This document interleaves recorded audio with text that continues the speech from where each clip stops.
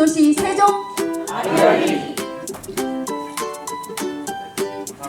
네, 감사합니다.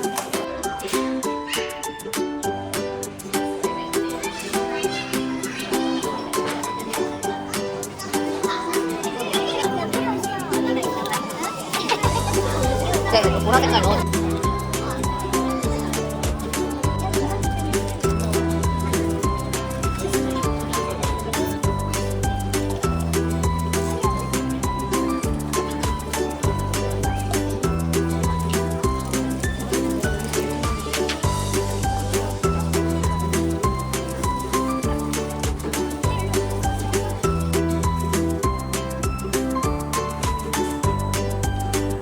네, 여러분 안녕하십니까. 제6차 탄소 중립 전환 포럼 사회를 맡은 세종시청 김민예 사무관입니다. 바쁘신 일정에도 소중한 시간 내어 참석해 주신 모든 분들께 진심으로 감사의 인사를 드립니다. 최근 기후변화가 우리 일상에 안전까지 커다란 영향을 미치고 있습니다. 이런 변화 속에서 어떻게 우리가 건강하고 지속가능한 방식으로 적응할 수가 있을까라는 질문에 답하기 위해서 오늘 이 자리가 마련되었습니다. 그럼 지금부터 세종시가 주최하고 세종시 평생교육정책연구원, 세종시 탄소중립지원센터, 고려대 에코업 사업단이 공동 주관하는 제6차 세종 탄소중립 전환포럼을 시작하겠습니다. 시간 관계상 국민의례는 생략하도록 하겠습니다.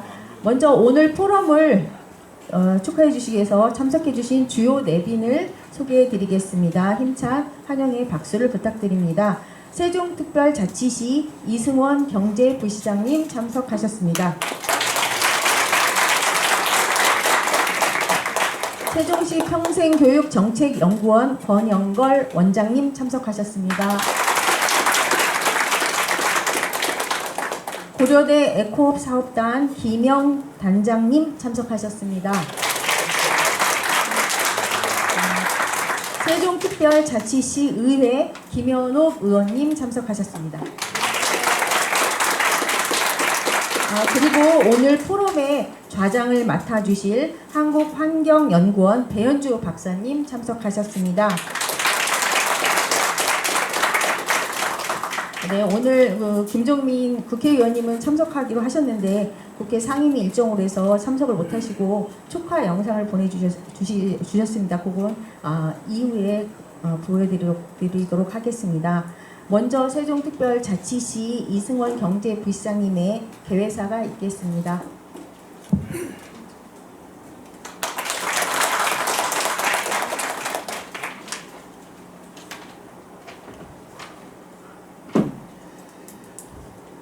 예, 여러분 뵙게 되어 반갑습니다. 세종시 경제부시장 이승원입니다. 오늘 시장님께서 오시려고 하셨는데 급한 일정이 생겨서 제가 대신 오게 되었습니다. 오늘 우리는 기후변화 시대가 일상이 된 기후 적응이라는 중요한 문제로 함께 고민하기 위해서 모였습니다. 이를 위해서 제6차 세종 탄소중립 전환 포럼 자리를 마련해 주신 세종평생교육정책연구원 권영걸 원장님과 고려대 에코업 혁신융합대학 사업단 김영 단장님께 깊은 감사 말씀을 드리겠습니다. 또한 오늘 포럼의 좌장을 맡아주신 환경연구원 배현주 박사님을 비롯한 발표 및 토론자 여러분과 참석해 주신 내빈 여러분께도 감사의 말씀을 드립니다. 최근에 기후변화에서 한 걸음 더 나아가 기후위기라는 용어가 매우 자주 사용되고 있습니다. 이는 단순한 기후의 변화가 아니라 우리의 건강과 일상에 실질적인 영향을 미치는 매우 심각한 문제로 다가오고 있다는 경고입니다. 지난 여름 우리나라 곳곳에서 발생한 기록적인 폭염은 기후변화 영향이 얼마나 심각한지를 잘 보여주고 있습니다. 여름철 전국 평균 기온이 25.7도씨로 역대 1위를 기록하였고 서울의 열대야 일수도 46일로 1908년 관측 이래 최대 발생하였습니다. 또한 돌발적인 집중호우로 수많은 인명과 재산 피해가 발생하였습니다. 금년 봄철 동시다발적으로 발생한 경북 산청 산불은 역대 최대 규모의 피해를 낳았으며 그로 인해 미세먼지 수치도 최악을 기록하였습니다. 강릉 가뭄으로 인해서 국지적 피해도 있었고 이처럼 기후전환은 이미 일상화되고 있습니다.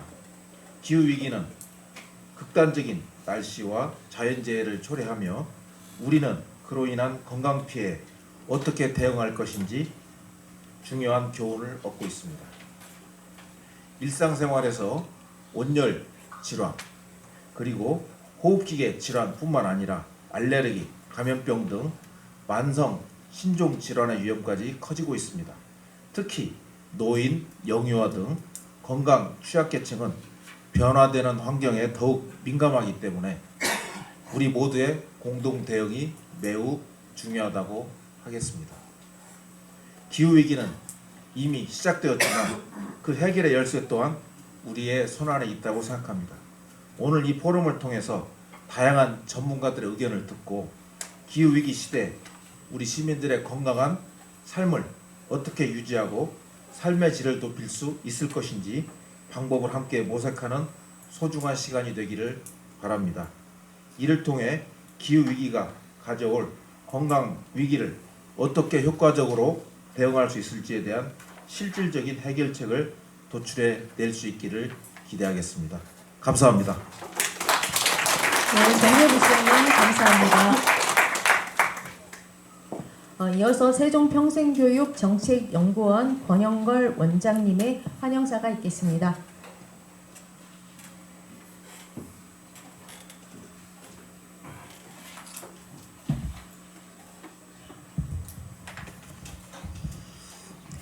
여러분 반갑습니다. 세종연구원 권영걸 원장입니다. 오늘 제6차 세종탄소중립 전환 포럼에 함께해 주신 모든 분들을 진심으로 환영합니다. 무엇보다 바쁘신 일정에도 불구하고 이렇게 직접 참석해 주시고 또 이 포럼의 의미 있는 개최를 위해서 아낌없이 지원을 보내주신 이 자리에 함께 하시지는 못했지만 이 최민호 시장님 그리고 함께 해주신 이승원 부시장님께 깊은 감사의 말씀을 드립니다. 세종시의 탄소 중립 정책을 이끌어가는 많은 관계자 여러분들과 이번 포럼을 정성껏 준비해 주신 세종시 탄소 중립 센터 그리고 고려대학교 에코업 혁신융합대학 사업단의 김영 사업단장님 깊이 감사드립니다.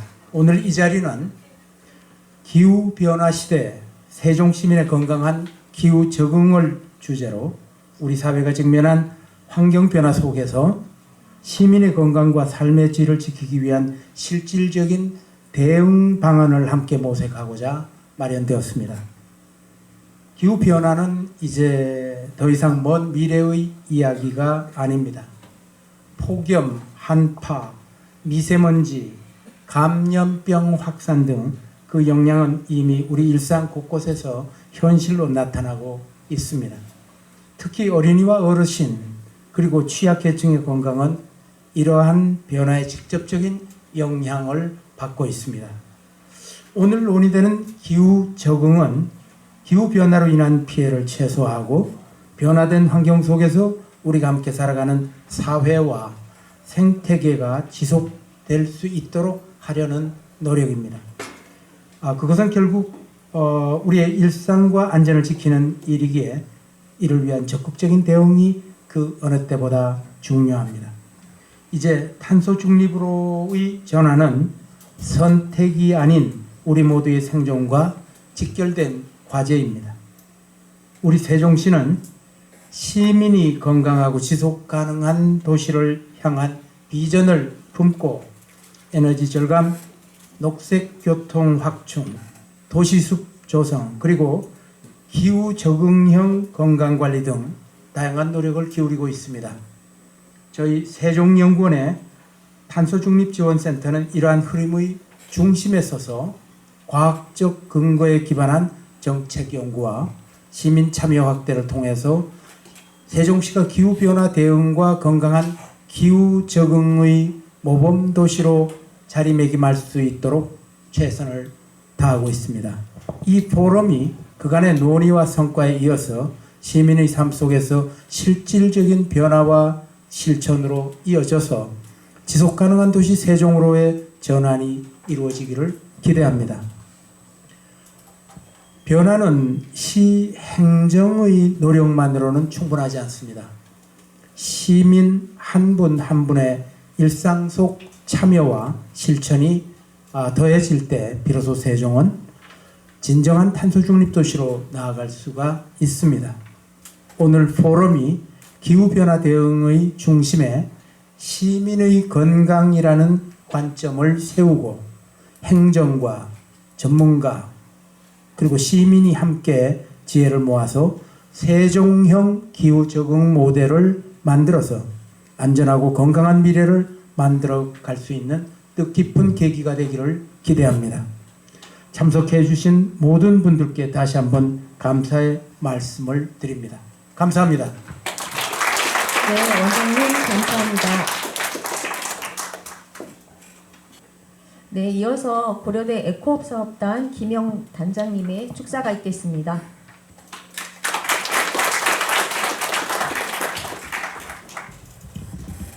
예, 안녕하십니까.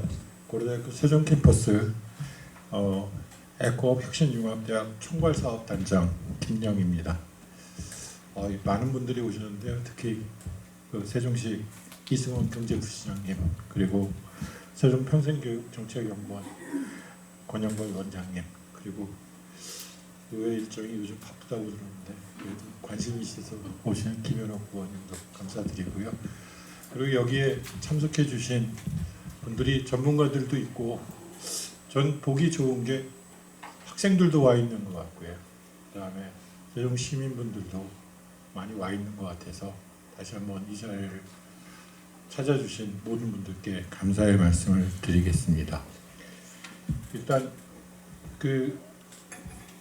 지금 말씀해주신 제6차 세종 탄소 중립 전환 포럼이 있는데요.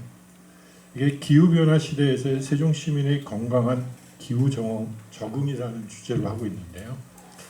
앞에 부시장님이랑 원장님이 다 말씀하셨지만 이게 기후변화라는 거를 우리가 막겠다라고 처음 시작을 했거든요. 전 세계가 한 20년 전에는. 근데 이제 지금은 막는 게 아니라 어떻게 적응해서 좀 더 건강한 커뮤니티를 만들고 좀 더 재해나 재난으로부터 좀 더 안전한 사회를 만들어 가자라는 적응이라는 말을 쓰기 시작한 게 꽤 오래되긴 했습니다.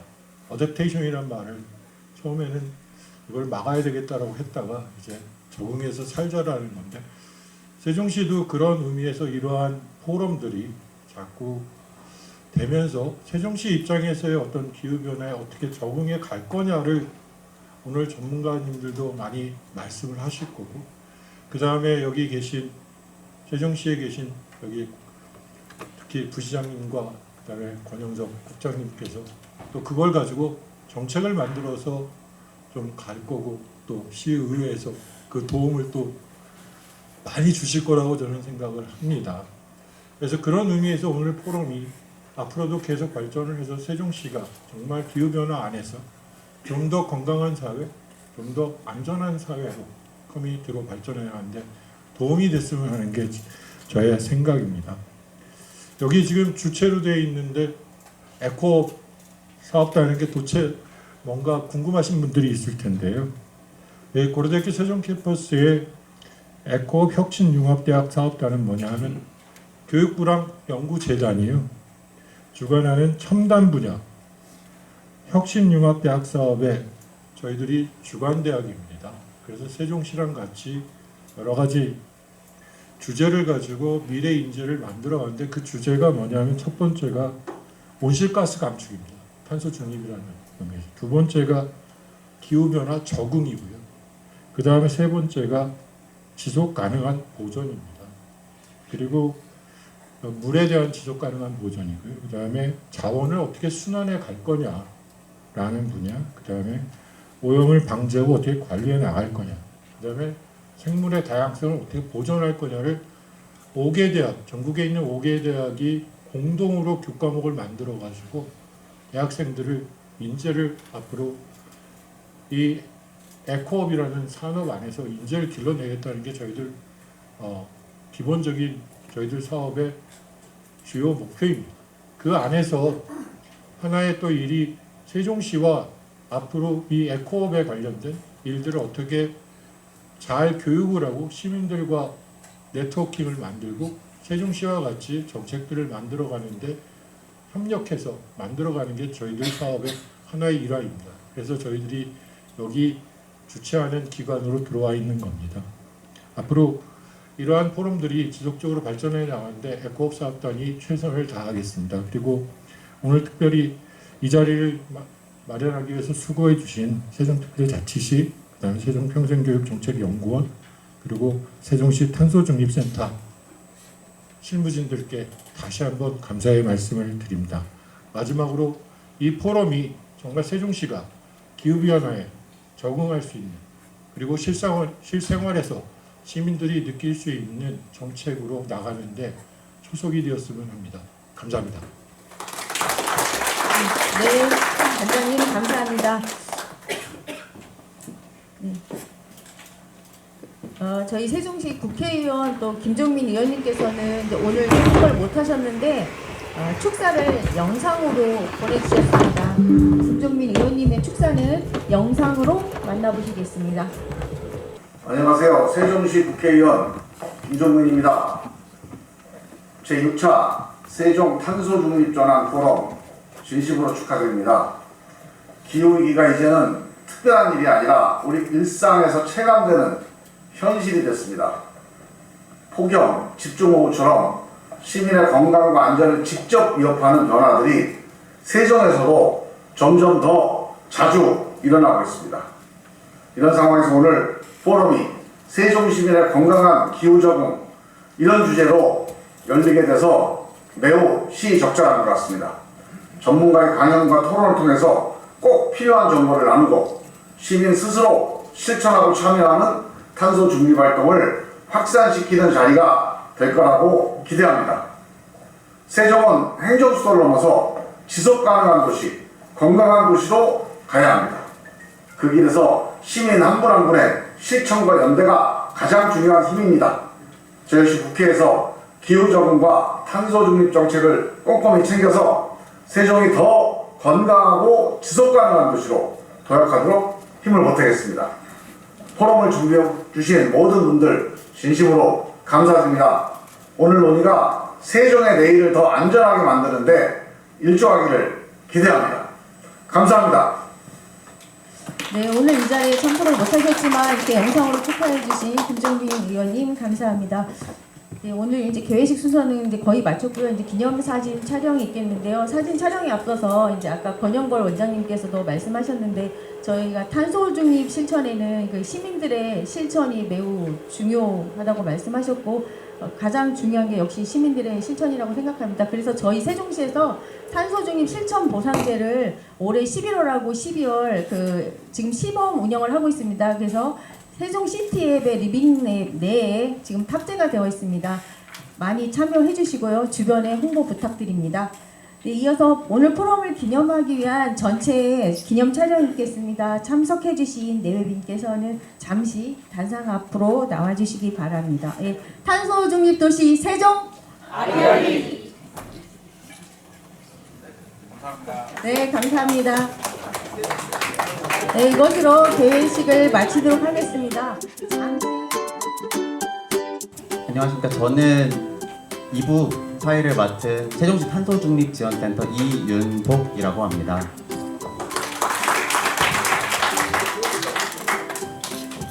이번 포럼의 주제는 기후변화 시대 세종시민의 건강한 기후적응입니다. 첫 번째 발표로는 김종원 교수님께서 기후변화에 대한 다른 건강 영향과 관련하여 발표를 해주시겠습니다. 김종원 교수님은 현재 성균관대학 의과대학에서 근무하고 계시며 보건의료 빅데이터를 이용한 자연재난 및 인위재난 관련 건강피해 역학 연구 등의 이력이 있으십니다. 많은 박수로 맞이해 주시기 바랍니다.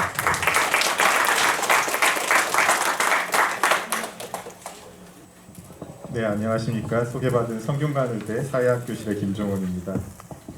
네, 제가 오늘 이제 여러분들에게 말씀드릴 내용은 이제 기후 변화와 건강 영향에 대해서 20분 정도 이제 이야기를 드리도록 하겠습니다.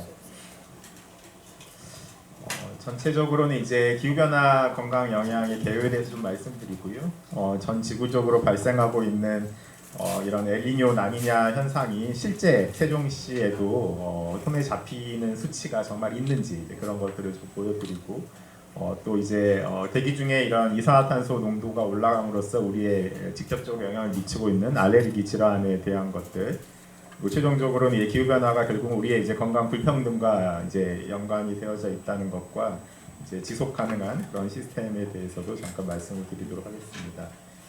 먼저 이제 지구가 이제 기본적으로 반시계 방향으로 이렇게 자전을 하고 있기 때문에 이제 기후 변동성이 이제 발생을 하고 있습니다. 그런데 이제 사람들이 여러 화석 연료를 태우고 그로 인해서 이제 대기 환경의 조성이 변하게 되기 때문에 기존에 이제 지구가 자전하면서 생겼던 기후 변동성에 대기 조성의 변화가 얹어져서 이제 좀 더 그런 것들이 심화된 걸 우리가 이제 기후 변화라고 이제 이야기를 하고 있습니다.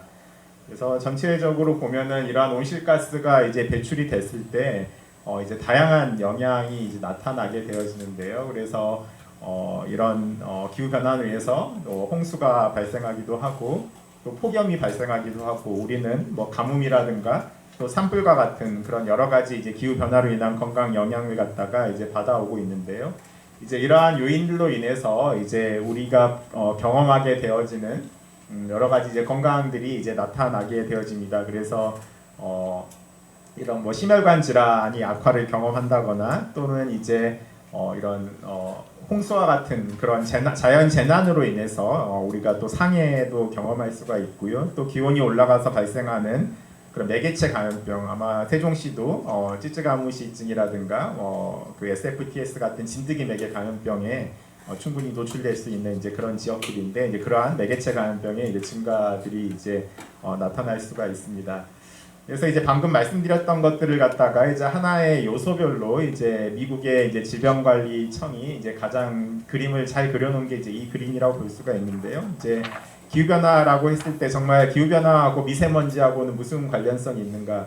사실 이제 기후 변화하고 미세먼지는 뗄래야 뗄 수 없는 관계입니다. 화석연료를 태울 때 그런 미세먼지와 이제 온실가스가 같이 발생을 하게 되어지는데 그게 이제 온실가스 쪽에 영향이 크게 작동하게 되면 기후 변화에 영향을 주게 되어지고 그때 배출됐던 미세먼지가 이제 우리 건강에 영향을 주게 되는 이제 대기오염과 서로 연관을 주게 되어집니다. 그래서 기후 변화로 인해서 여러 가지 이제 뭐 해수면 상승이라든가 CO2 이산화탄소의 농도 증가라든가 여러 가지 현상이 발생하지만 어떠한 경로를 따라가냐에 따라서 대기오염으로 갈 수도 있고요. 그러면 대기오염 때문에 우리가 뭐 천식이 발생한다거나 심혈관 질환이 나타날 수도 있고 또 이제 그러한 온도 상승이 매개체 모기 진드기의 성장과 발달 속도를 빠르게 하면은 그로 인한 모기 매개 감염병, 진드기 매개 감염병들이 또 영향을 나타나긴 합니다.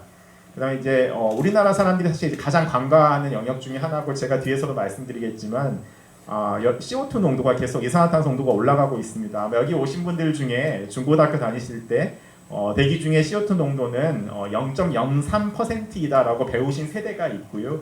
지금 중고등학생들은 CO2 농도가 0.04%이다라고 아마 학교에서 배울 겁니다. 그래서 과거에 비해서 지금 현재 CO2 농도가 이제 100 ppm 정도 이제 증가를 했는데 그러다 보니까 결국은 여러분 CO2가 뭡니까? 식물이 광합성 작용을 할 때 빛과 이산화탄소를 이용해서 그 에너지를 생산해내는데 결국은 이제 그런 것들이 꽃가루를 만들어내는 데 작동을 하게 되어집니다. 그러다 보니 꽃가루의 양이 늘어서 이런 알레르기 질환들이 이제 많이 늘어나고 있습니다.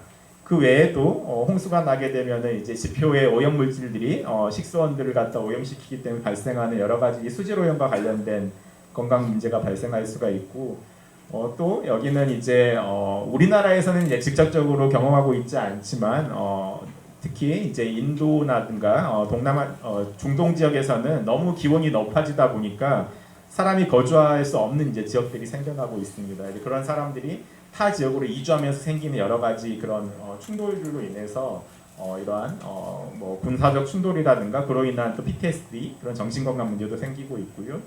또 여러분도 올해도 이제 폭염을 경험하셨겠지만 폭염으로 인해 생기는 여러 가지 온열진환 문제들, 그 다음에 비가 많이 내리는 그런 이제 극한 기상 현상으로 인해서 생기는 여러 가지 상해 문제들도 이제 생길 수가 있습니다. 그래서 굉장히 다양한 영역에 이제 영향을 줄 수가 있는데요.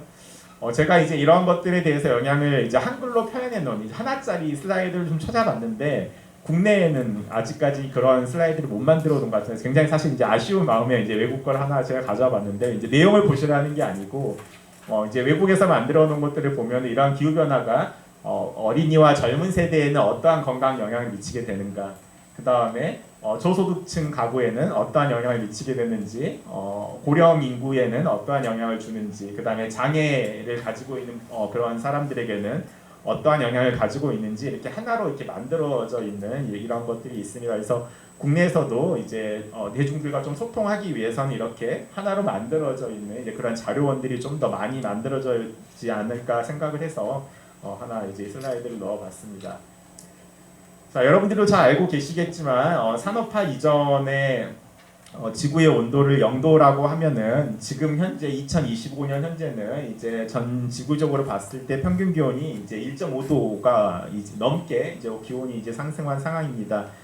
예전에 여러분들이 이제 언론에서 접하셨을 때 이제 1.5도 이상 지구가 기온이 상승하게 되면은 비가역적으로 전환이 돼서 이제 과거로 돌아가 굉장히 어렵다, 이제 그런 기사들을 많이 보셨을 텐데 이미 2025년 상황에서는 이제 1.5도를 현재 이제 초과해서 넘어가고 있는 이제 그런 상황입니다.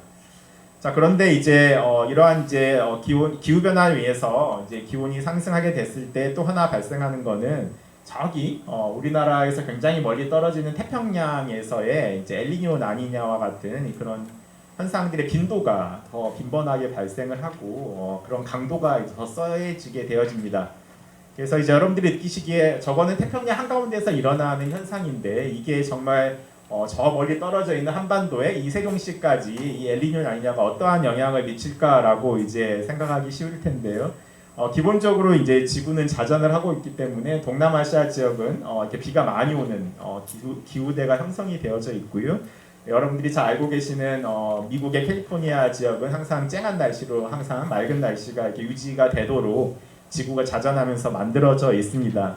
그런데 기후 변화로 인해서 이제 엘니뇨 현상이 더 빈번해지고 강도가 세지면은 이렇게 태평양의 한 가운데가 이렇게 고온 다습한 상황이 발생하고 동남아시아 지역은 좀 더 이제 고온 건조한 이제 날씨가 만들어집니다. 그런데 이렇게 세종시로부터 멀리 떨어져 있는 이제 이러한 현상들이 정말 세종시까지 기후 변화 영향이 나타나는가에 대해서 좀 살펴보도록 하겠습니다. 아까 제가 0도에서 1.5도까지 이제 기온이 계속해서 전 지구적으로 상승을 했다고 말씀을 드렸는데요. 쭉에서 상승 곡선을 그린 건 맞지만 이런 기온이 어느 해는 좀 더 시원했다가 어느 해는 좀 더 더웠다가 하면서 이렇게 삐죽삐죽 움직이면서 우상향해서 이제 이동을 해 갔었는데요. 이렇게 이동해 가는 그 와중에서도 이렇게 위쪽으로 튀어나온 좀 더 평년보다 좀 더 기온이 높았던 해는 다 찾아보면 이 빨간색입니다. 다 엘니뇨가 발생했던 해들이 이 우상향 중에서는 좀 더 더웠던 해들이고요. 아래쪽으로 조금 더 내려와 있는, 그러니까 우상향은 맞지만 그래도 조금 더 시원했던 해들은 다 라니냐가 이제 발생했던 해들입니다. 그래서 이런 엘니뇨 라니냐의 그런 현상들이 전 지구적으로 다 영향을 주고 있고 특히 이제 우리가 좀 더 더운 해를 경험했던 시기는 다 이런 엘니뇨가 발생했던 해임을 갖다가 알 수가 있습니다. 자, 그래서 이제 최근으로 이제 좁혀 보면은 2015년경에도 이제 엘니뇨가 한번 발생을 했었고요.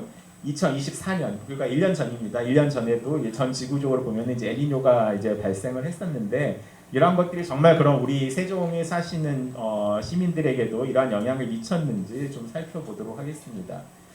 자, 이거는 이제 엘니뇨 지표하고 세종시 기상 스테이션의 자료를 제가 두 개를 갖다가 이제 붙여온 자료입니다. 바깥쪽 원이 이제 기온이고요. 안쪽 원은 이제 강수량을 나타낸 것인데 빨간색으로 가면 갈수록 상관관계가 뚜렷한 것이고요. 파란색은 반대의 이제 상관관계를 이제 보여주는 겁니다. 그런데 여기를 보시면은 엘니뇨가 발생을 하면은 세종시의 12월, 1월, 2월은 기온이 다 올라가고요. 그 다음에 비도 많이 내립니다. 그래서 엘니뇨가 발생하는 12월, 1월, 2월에 다시 말해서 겨울에 세종시는 평년보다 따뜻한 겨울을 보내게 되고 비가 좀 더 많이 내리는 강수량이 많아지는 이제 겨울을 이제 보내게 되어집니다. 그래서 이러한 것들은 이제 엘니뇨 아니냐는 태평양에서 발생한 현상인데 한반도의 중앙부에 위치한 세종시에서도 그대로 이제 영향을 받고 있다라는 것들을 보여드리는 것들이고요. 이러한 거는 이제 이미 지리적으로 사실 결정되어져 있는 것과 마찬가지입니다. 엘니뇨가 발생을 하면 한반도 지역은 따뜻한 겨울과 좀 더 강수량이 많은 겨울을 갖다가 보내는 것으로 이미 기존에 잘 알려져 있는 사실이고 실제 데이터에서도 세종에서도 그대로 경험을 할 수가 있습니다. 자, 그러면은 정말로 이런 엘니뇨 라니냐가 발생했을 때 세종 시민들은 장 감염 질환이 어떻게 변동을 하는가에 대해서 이제 제가 자료를 가져와 봤습니다. 여기 핑크색 막대 그래프가 세종시의 이제 기온 자료이고요. 뒤에 보이는 검정색 꺾은선 그래프가 세종시에서 장 감염 질환으로 병원을 방문하신 분들의 숫자입니다. 그리고 여기 파란색 점선이 이제 엘니뇨 라니냐의 이제 지표인데요. 아까 제가 말씀드렸던 작년에 2024년이 이제 엘니뇨가 발생을 했었는데요. 그때 보시면은 그해 겨울 1월 달만 다른 해 1월은 다 평균 기온이 영하였는데 딱 2024년의 1월만 영상이었습니다. 세종시의 기온이. 근데 이걸 보면 그때 이제 엘니뇨가 가장 크게 발생했는데 딱 그 시기에 가장 많은 장 감염 질환자가 이제 발생했음을 갖다가 확인해 볼 수가 있습니다. 그래서 태평양 한가운데서 발생했던 엘니뇨가 세종시의 1월 평균 기온을 영상으로 만들었고요. 그 영상으로 나타난 여파가 1월 달에 가장 많은 장 감염 질환자가 병원을 방문하게 이제 만들었기 때문에 이러한 것들이 다 영향을 받고 있다라는 걸 갖다가 확인해 보실 수가 있습니다. 이번에는 이제 반대로 한랭 질환인데요. 뭐 상식적으로 생각했을 때 1월 평균 기온이 영상이 됐기 때문에 여러분들 생각하기에도 그럼 한랭 질환이 많이 줄었겠구나라고 이제 보실 수가 있는데 24년 이전에 그 두 번의 겨울은 상대적으로 라니냐에 가까운 이제 겨울을 보냈었는데요. 그러니까 상대적으로 추운 겨울이었는데 그때 보시면 1월달 이렇게 한랭 질환 환자 수가 상대적으로 많음을 볼 수가 있고요. 엘니뇨가 발생했던 2024년과 올해 1월에 보면 상대적으로 한랭 질환 숫자가 이렇게 감소했음을 갖다가 볼 수가 있습니다. 그래서 역시 이것도 전 지구적인 엘니뇨에 따라서 세종시의 한랭 질환자의 변동이 그대로 나타나고 있음을 갖다가 이제 확인해 보실 수가 있습니다. 자, 세종시에서도 역시 이제 월별 평균 기온으로 보면은 이제 월 평균 기온이 30도가 넘어가는 시기, 결국은 이제 7월, 8월이 될 텐데요. 그래서 여름이 되면은 점점 이런 온열 질환으로 이제 병원을 방문하게 되는 환자가 이제 늘어나는 거는 이제 명확한 사실인데요. 기후 변화로 인해서 이런 여름철에 기온이 상승하면 상승할수록 온열 질환자가 세종시에서도 증가하고 있으니 자료상으로도 우리가 확인을 해볼 수가 있습니다. 자, 그런데 이제 이런 온열 질환이 발생했을 때 그러면은 이제 어떠한 문제가 생기는지 좀 살펴보도록 하겠습니다. 똑같은 온열 질환이 발생을 하더라도 40대 미만의 젊은 층은 병원에 입원하는 날짜가 한 1.5일 정도 됩니다. 그러니까 하루 온열 질환이 발생하더라도 하루 정도 입원하고 이제 퇴원하는 수준에 그치지만 60, 70대로 넘어가고 80대로 가면은 일단 온열 질환으로 병원에 방문하시거나 입원하시게 되면은 머무르는 시간이 이틀에서 3일, 그러니까 한 2박 3일 정도 병원에 입원하시게 되어지는데요. 당연히 이제 입원 기간이 길어지게 되면은 이제 의료 비용들이 이제 훨씬 많이 이제 발생하게 되어지기 때문에 결국 경제적 지출로 이제 나타나게 되어집니다. 특히 이제 그 중에서도 여성보다는 남성에서 좀 더 많은 이제 의료 비용을 갖다가 지출하게 됨을 갖다가 이제 확인할 수가 있습니다.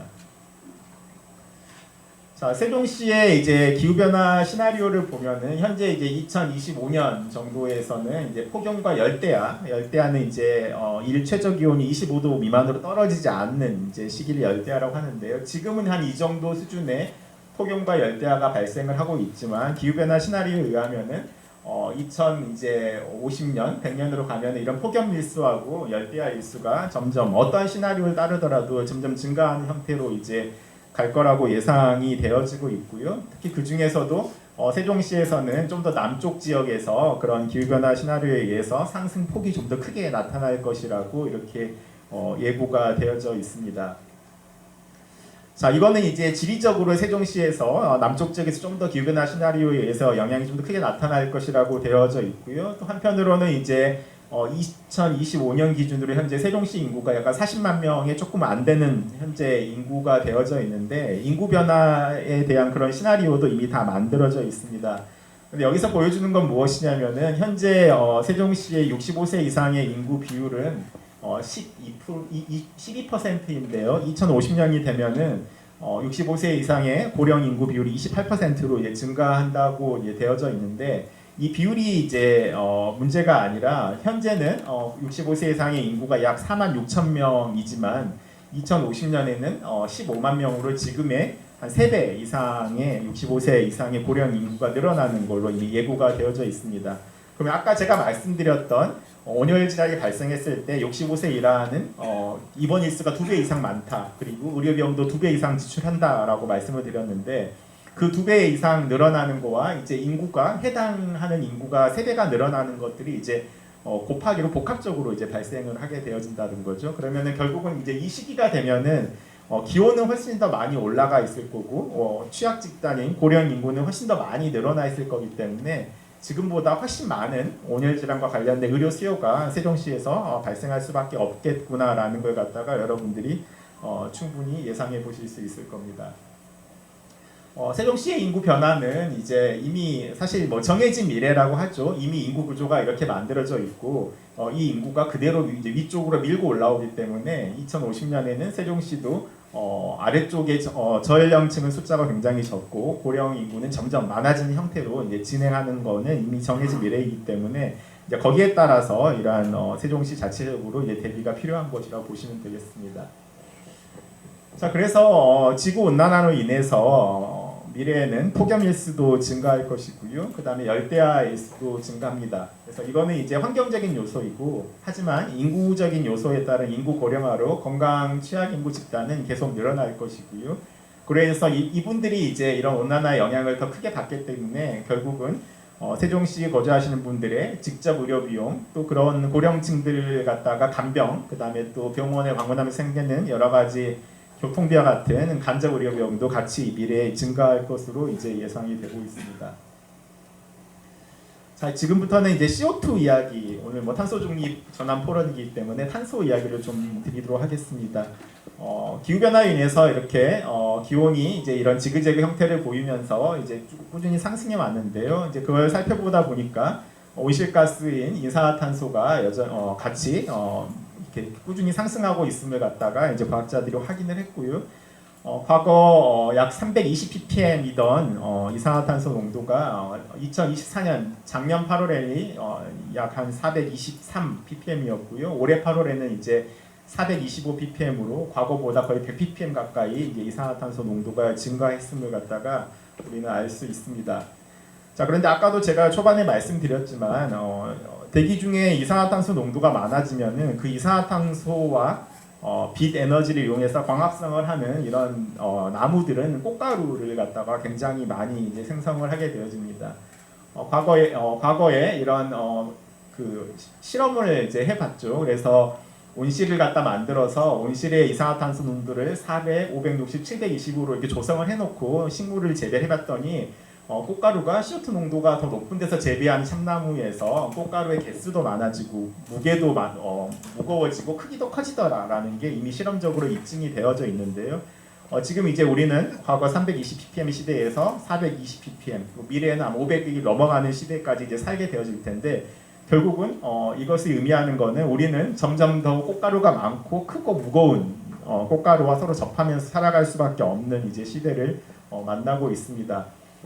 이미 서울에서는 이제 과거 98년에 꽃가루의 지속 기간이 이제 94일로 이제 알려져 있었는데요. 2019년 20년이 지난 후에는 140일로 20년간 약 46일의 꽃가루의 지속 시간이 증가하는 걸로 되어져 있는데 점점 기온이 따뜻해지고 있기 때문에 이 지속 기간은 점점 넓어질 걸로 이제 예상이 되어집니다. 그러면 당연히 세종시에서도 꽃가루와 관련된 알레르기 질환자가 빨리 시작되고 늦게 끝나고 그 다음에 환자 수는 많아지는 걸 경험하실 수 있게 될 겁니다. 그렇게 이제 꽃가루의 양이 늘어나다 보니까 점점점 연령에 따라서 이렇게 꽃가루의 감작을 보이는, 그러니까 꽃가루에 반응하고 있는 그 어린 아이들의 숫자가 이렇게 늘어나고 있고요. 특히 이런 어린 아이들 4에서 6세, 7에서 9세 이런 미취학 아동에서도 이제 꽃가루와 관련된 감작을 보이기 때문에 이제 알레르기 질환이 이제 늘어날 수밖에 없는 그런 현상들이 나타나고 있습니다. 자, 다음은 이제 기후변화 이제 불평등인데요. 기후변화 불평등은 이제 우리나라에서 보면은 크게 두 가지가 있습니다. 국가 내에서 불평등이 있고요. 그 다음에 이제 세대 간 불평등이 있는데요.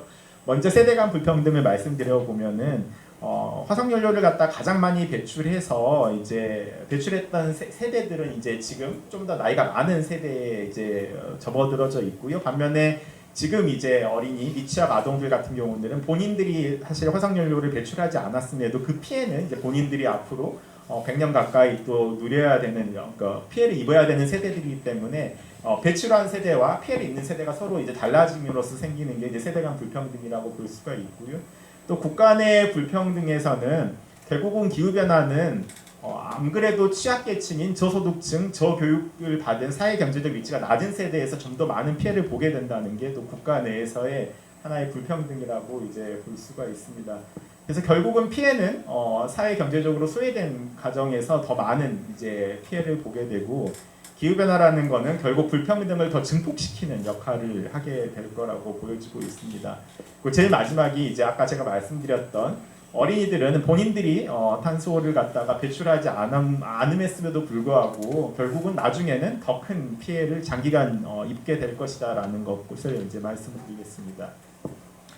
자, 기후 재난과 관련해서 이제 불평등을 좀 살펴보면은 이제 크게 소득에 따라서 이제 빈곤 가구하고 좀 부유한 가구층을 갖다 볼 수가 있는데요. 기본적으로 이제 사회 보장이 이렇게 이루어져 있지만 부유 가구들은 이제 본인들의 입을 피해에 대해서 저축도 많이 하고 또 여러 가지 개인 사적인 이제 보험들을 들면서 이제 기후에 대한 건강 피해를 갖다가 커버할 수 있는 이런 영역들을 갖다 많이 확대를 하고 있는데요. 반면에 저소득 가구에서는 국가가 보장해주는 기본적인 사회보장 외에는 나머지 여력들이 이제 굉장히 부족한 상태로 놓여져 있습니다. 그래서 이러한 기후 재난이 발생을 했을 때 상대적으로 이제 취약할 수밖에 없는 이제 그런 상황인데요. 이제 이런 것들을 메꿔주기 위해서 이제 이런 정부라든가 국가 국제적으로 이제 원조가 들어간다거나 이제 그런 것들로 인해서 이러한 빈곤 가구에서 부유 가구가 채우지 못한 영역들을 갖다 이제 메꿔주는 역할을 하게 될 거라고 생각이 되어집니다. 그래서 아마 여러분들 언론에서 뭐 접해보셨겠지만 최근에 이제 경기도에서는 이제 기후보험이라는 걸 만들어서 경기도민 전체에게 이걸 이제 적용을 하고 있는데요. 이제 이거를 잘 이제 한번 살펴보시면은 이제 내용적으로 보면은 결국은 빈곤 가구에서 이 비어 있는 이 구간을 갖다가 기후와 관련된 여러 가지 감염병이라든가 재해를 입었을 때 도가 도의 재정으로 보험을 들어서 여기를 메꿔주겠다라는 게 사실 이제 이런 취지입니다. 그래서 이러한 기후 보험이 이제 등장하게 된 배경에 대해서 이제 이러한 컨셉으로 이해를 해주시면 이제 될 것 같습니다. 자, 다음 마지막으로 이제 저탄소 지속 가능한 건강 시스템을 잠깐 말씀드리겠는데요. WHO에서도 이제 저탄소를 지속 가능한 이런 이제 건강 시스템을 갖다 만들어야 되겠다고 해서 23년, 24년, 25년 계속해서 이제 이러한 이제 보고서를 내고 있는데요. 그런데 이제 사실 우리나라에서는 저탄소하고 건강 시스템하고에 관련해서 이제 국가적으로 많이 시행되는 일은 없는 것 같습니다. 그런 이제 이유 중에 하나가 결국은 이제 이러한 것을 갖다 고려하기 시작하면은 이제 병원 입장에서는 사실 비용이 이제 굉장히 많이 이제 들어가는 상황이기 때문에 국내에서는 이제 아직까지는 이제 많이 눈에 띄는 그런 것들이 보여지고 있지는 않은데요. WHO에서는 여러 가지 이제 보건 시스템의 구성 요소에서도 저탄소와 관련해서 할 수 있는 일들이 굉장히 많다라고 이야기를 하고 있고요. 특히 이제 예를 들어보면은 병의원도 이제 1년 내내 온수 난방을 하는데 이런 에너지원을 갖다가 어떻게 저탄소와 관련해서 적용을 시킬 것인가, 그 다음에 병원에서 발생하는 이러한 폐기물이라든가, 그 다음에 일회용품들을 굉장히 많이 쓰기 때문에 이제 그런 것들에 대한 재활용 이슈들, 그 다음에 또 여러 가지 사용되는 의료 인력들의 뭐 출퇴근이라든가 그런 에너지 공급과 관련해서 할 수 있는 그런 요소들에 대해서도 이렇게 제시를 하고 있습니다. 그래서 과거에는 이제 이런 기후 변화로 인해서 어떠한 경로를 통해서 우리가 어떠한 건강 영향을 미치게 되는가라는 해서 이제 여기까지만 고민했다면은 최근에는 이제 여기에다 하나가 더 붙어 있습니다. 제 오른쪽에. 그래서 그러면 각 단계별로 우리가 할 수 있는 노력들이 어떤 것들이 있을까를 갖다가 이렇게 우리가 기여할 수 있는 요소들을 꼭지를 하나 다 만들어서 이제 과학적인 측면 외에도 뭔가 우리가 개입을 해서 좀 개선시켜 보자라는 게 이제 최근의 트렌드의 변화이기도 합니다. 그래서 이제 최근에 이제 세계적으로 이제 대두되고 있는 이제 영역 중에 하나가 이제 플래네터리 헬스, 이제 한국의 말로 해석으로 이제 지구 건강이라는 그런 영역들이 생겨나고 있는데요. 아까 말씀드렸던 여러 가지 요소들이 환경에 영향을 주고 최종적으로 우리의 건강에 영향을 주고 있었는데 뭔가 우리가 개선할 수 있는 요소들이 이렇게 존재하고 있다는 것을 갖다 말씀드리는 거고요. 이제 이러한 플래네터리 헬스 지구 건강은 뭔가 우리가 이렇게 피해가 와라고만 말하지 말고 그런 것들을 저감할 수 있는 해결책을 갖다가 좀 제시를 해보자라는 그런 영역으로 이제 새롭게 대두된 이제 학문 영역이라고 이제 볼 수가 있습니다. 그래서 여기 보시는 것처럼 뭐 정부 차원에서는 어떠한 것들을 할 수 있을까, 민간 차원에서는 어떻게 할 수 있을까, 또 이제 건축하시는 분들은 건축 영역에서는 또 어떻게 이런 것들에 또 개입을 할 수 있을까라고 해서 이제 그런 것들을 다 우리가 노력을 하게 되면은 우리가 받을 수 있는 건강 피해를 최소화할 수 있겠구나라고 해서 이제 접근하는 게 이런 플래네터리 헬스 지구 건강의 전반적인 컨셉이라고 보시면 되겠습니다. 네, 제 이야기는 여기까지 말씀드리고 마치도록 하겠습니다. 감사합니다. 네, 김종원 교수님께서 기후변화에 따른 건강면에 대해 세종시를 중심으로 확장하면서 발표해 주셨습니다. 감사합니다. 두 번째 주제 발표는 한국환경연구원 김윤정 부연구위원님께서 진행해 주시겠습니다. 삶의 질 관점에서 본 기후정의, 과제와 대응 방안이라는 주제로 준비해 주셨습니다. 지금 저희가 그 시간이 조금 지체되어서 그 발표 시간을 좀 지켜주시거나 조금 짧게 진행해 주시면 감사하겠습니다. 김윤정 부연구위원님은 국가기후위기적응센터에서 기후위기 취약계층 실태조사를 진행하셨으며 관련한 연구도 함께 진행하였습니다. 많은 박수로 맞이해 주시기 바랍니다.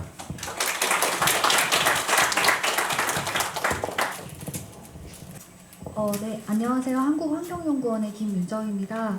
잠시 제 소개를 짧게 드리자면 저는 세종시에 있는 한국환경연구원에서 재직 중에 있고요.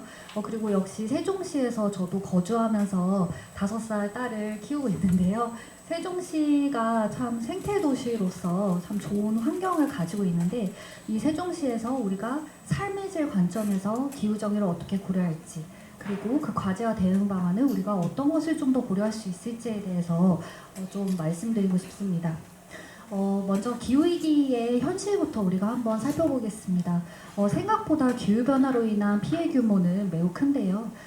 지난 20년간 극한기후로 인한 전 세계의 연평균 피해액이 무려 190조 원에 달하고 그리고 국내 재산 피해액은 풍수해로 인한 것만 집계를 했을 때 한국의 1년 단위 피해액이 6천억 원에 달하는 것으로 행정안전부에서 보고한 적이 있습니다.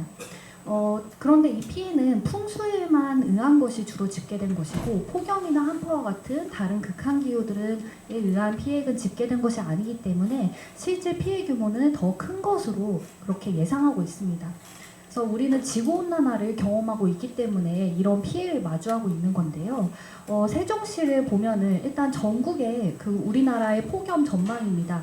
기후변화가 어떻게 발생할 수 있을지를 좀 살펴보는 기후변화 시나리오를 검토를 해보면 중장기 미래에 그러니까 2050년도에서 2100년 사이에 그 폭염 전망이 다음과 같이 한반도의 이 그 상대적으로 적은 국토 면적 안에서도 참 다르게 나타나는데요. 폭염은 그 평균적으로 그 폭염 일수가 그러니까 그 지금은 일 체감 온도 35도 이상이죠. 이 폭염 일수가 약 20일 이상 증가할 것으로 지금 전망이 되고 있는데 특히 세종시는 그 중에 가장 큰 폭으로 폭염이 많이 증가할 것이다라고 전망이 되고 있습니다. 따라서 세종시 역시 이런 기후변화에 의한 노출이 매우 큰 도시이고요. 극한 강수, 집중적으로 국지적으로 내리는 집중호우 역시 그렇습니다. 그런데 이 기후변화는 많은 파급 효과들을 발생시킵니다. 기온과 강수량의 변화만 야기하는 것이 아닙니다. 극한기후를 발생시키고 2차적으로 생태계의 변화를 야기합니다. 멸종위기종들이 증가하고 생태계가 변화하면서 식량안보가 위협되고 그리고 우리가 폭염이나 홍수에 저감할 수 있는 그런 도시환경을 만드는데 이런 생태계의 변화가 이렇게 발생하고 그리고 저하되는 것이 악영향을 미칩니다. 동시다발적으로 그리고 연쇄적으로 사회에 변화를 미치는데요. 취약 집단들이 발생하고 취약 산업들이 발생하고 많은 피해가 발생을 하게 됩니다. 오늘은 특히 이 3차 영향에 대해서 좀 말씀을 드리려 하고 우리나라 이산화탄소 농도 매우 높고 그리고 온실가스 배출 책임은 사실 고소득 국가에 있는데 실제로 피해는 좀 취약한 대상들에 많이 발생을 하게 됩니다. 따라서 오늘 저는 이 어떤 취약한 사람들이 좀 우리가 발생을 할 수 있으며 어떤 피해들이 발생할 수 있는가에 대해서 좀 말씀드리겠습니다. 기존에 우리는 주로 사회경제적 취약계층에 주목해 왔습니다.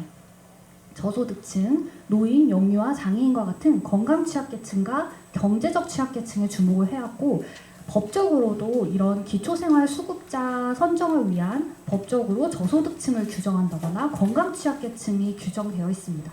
하지만 기후변화는 또 새로운 취약계층을 발생시킵니다. 5개 작업이 많으신 야외 노동자분들을 발생시키고 청년 1인 가구, 낙후지역, 주거취약계층들 그리고 취약산업 종사자분들도 새로운 취약계층으로 출현하게 있는데요. 그래서 참 다양한 사람들이 기후변화에 의한 취약성이 너무 높아지므로 이러한 것들을 고려해야 합니다. 그런데 그 외국도 그 우리나라와 마찬가지로 그 여러 취약 집단들이 발생을 하는데요. 지금 오른쪽에 있는 그림은 뉴욕에서 그 연구된 사례인데 각각의 동그라미들이 취약 집단들을 의미합니다. 인종, 마이너리티, 인종에 의한 마이너리티, 저소득층, 노인과 같은 여러 취약 집단들인데 도시의 열섬이 얼마나 저감이 되는가, 공기 정화가 얼마나 되는가, 홍수 조절이 얼마나 되는가와 같은 이런 여러 가지 얼마나 도시가 적응 가능한가에 따라서 이런 여러 가지 서비스들이 달라지게 되고 이에 대한 취약 집단들의 수혜가 달라지는 그 상이한 것을 살펴볼 수 있습니다. 이런 불균형한 차이 때문에 기후정의라는 개념을 우리가 주목하게 되는데요. 기후정의는 즉 자원을 좀 공평하게 분배하고 필요한 사람도 자원을 이용할 수 있게 또 많이 그 자원을 늘리는데 좀 보고 그리고 절차적인 차원에서도 정책의 참여를 높이고 그리고 다양한 그런 기후변화에 취약한 집단들과 다양한 문화를 존중을 하면서 이 취약 집단들의 고유한 상황과 필요를 고려하는 원칙입니다. 이런 기후 정의를 우리가 고려를 하여서 좀 그 정책 방향을 설계하는 것이 필요하고요. 그럼 도대체 기후위기에 취약한 사람들이란 어떻게 우리가 그 규정할 수 있는가? 너무 많은 사람이 포함되지 않는가? 사실 노인, 영유아, 그리고 취약산업 종사자 나열하다 보면 끝이 없거든요. 그래서 기후위험에 얼마나 노출이 되는가? 그리고 사회경제적으로 얼마나 취약성을 가지는가? 이 사람의 주거와 정주 환경, 그러니까 이 사람의 환경적인 적응 역량은 어떻게 되는가를 개인과 환경에 대한 거를 종합적으로 살펴봐서 종합적인 위험도 레벨이 얼마나 되는가를 도시 차원에서 고려하는 게 필요합니다. 이를 위해서는 공간 분석도 필요하겠고 여러 가지 데이터 기반으로 정책을 설계하는 것이 필요하겠죠. 그러면 어떤 이 취약 대상들한테 피해가 발생할 수 있는지에 대해서 좀 그 말씀을 드리겠습니다. 일단 기후변화는 다양한 취약계층들에게 건강 피해를 일단 발생시키고요. 경제와 생활에 대한 피해, 주거환경, 정주환경 취약성에 의한 피해들, 그리고 사회적 단절과 같은 삶의 질 하락을 야기합니다. 여러 가지 피해들이 보고가 되었는데요. 조사를 해보니 일단 일상생활비에 부담이 증가하는 것을 살펴볼 수가 있었습니다. 냉방비와 난방비 같은 경우에는 특히 저소득층 분들 같은 경우에는 내 생활비의 40% 이상이 이런 그 기후변화로 인한 비용으로 이어진다라고 응답하신 분들도 많았고 그리고 고용 불안정성이 증가하고 노동 생산성이 하락을 하게 됩니다. 호주의 경우에는 연 62억 달러가 폭염으로 인해 이미 손실이 되고 있고요. 취약 산업에 타격을 미쳐서 우리 세종시도 어떠한 이런 농업이나 그 여러 가지 서비스업과 같은 취약 산업에 폭염이 미치는 영향 같은 것들을 좀 고려할 필요가 있습니다. 경제 피해를 조사를 해봤더니 특히 제도권 안에 들어와 있는 수급자분들께서는 의료급여와 주거급여, 생계급여를 좀 받으시거든요. 그런데 그렇지 못한 차상위 계층이나 주거취약계층 분들의 경우에도 많은 일상의 생활비 피해가 있는 것을 살펴볼 수가 있었고요. 이러한 경제 피해는 큰 차원에서도 나타납니다.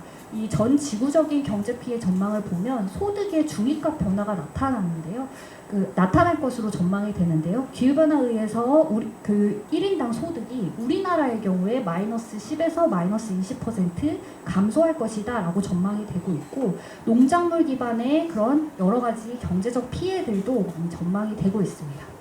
두 번째로 우리가 경험하는 피해는 바로 삶의 질 악화입니다.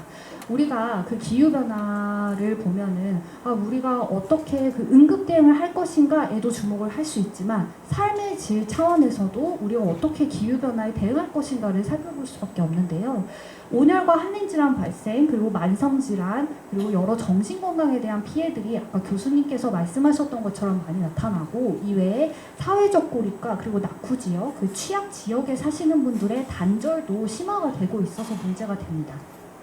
그래서 이런 여러 가지 사회적 고립 피해가 그 2,400명을 대상으로 좀 가장 취약하신 분들을 대상으로 조사를 해봤더니 매우 높게 나타났고, 인터뷰 과정에서도 사회적 고립 수준이 매우 심한 것을 구체적인 사례를 통해 확인할 수 있었습니다.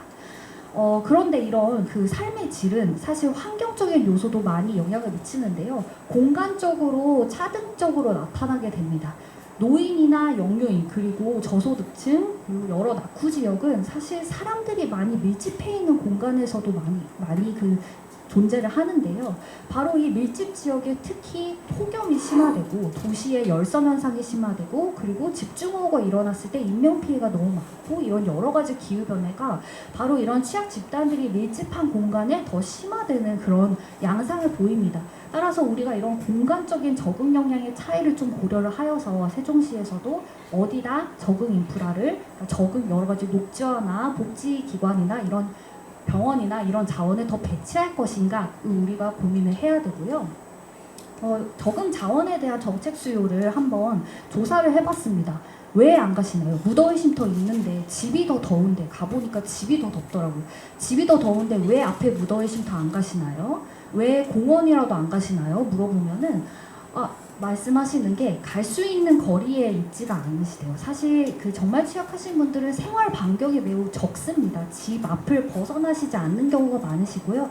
집 앞에 없기 때문에, 내 집 앞에 없기 때문에 안 간다라고 말씀하신 분들이 많았고, 그리고 무더위 쉼터의 경우에는 갈 수 있는 시설이 아니다. 그러니까 사회적으로 위축되어 있기 때문에 그런 분들이 가실 수 있는 그런 뭔가 적응 인프라가 아닌 거죠. 그래서 그런 환경을 고려를 하여서 우리가 어떤 적응 자원에 대한 선호도가 시민들에게 있는지, 어디에 우리가 취약 집단들의 밀집을 고려해서, 취약 지역을 고려해서 배치를 해야 하는지를 고려하지 않을 수 없습니다. 한번 서울시를 대상으로 사람들의 취약성이 가장 높은 것을 데이터 기반으로 해보고, 그리고 녹지를 고려했을 때 어디가 수요와 공급의 불균형이 일어나는지를 살펴보았습니다. 노인이나 장애인과 같은 곳들이 많은 곳이 사실 녹지가 많으면 좋잖아요. 그런 적응 여러 가지 복지 자원도 그렇고요. 그런데 안타깝게도 이런 불균형이 나타나는 곳들이 있고, 이러한 것들을 고려를 하여서 우리가 취약성을 야기시키는 여러 가지 복합적인 요인들을 다 고려를 하여가지고 핵심 영향 요소를 고려를 하여서 우리가 좀 더 도시 차원에서 대응하는 것이 필요하다는 것입니다.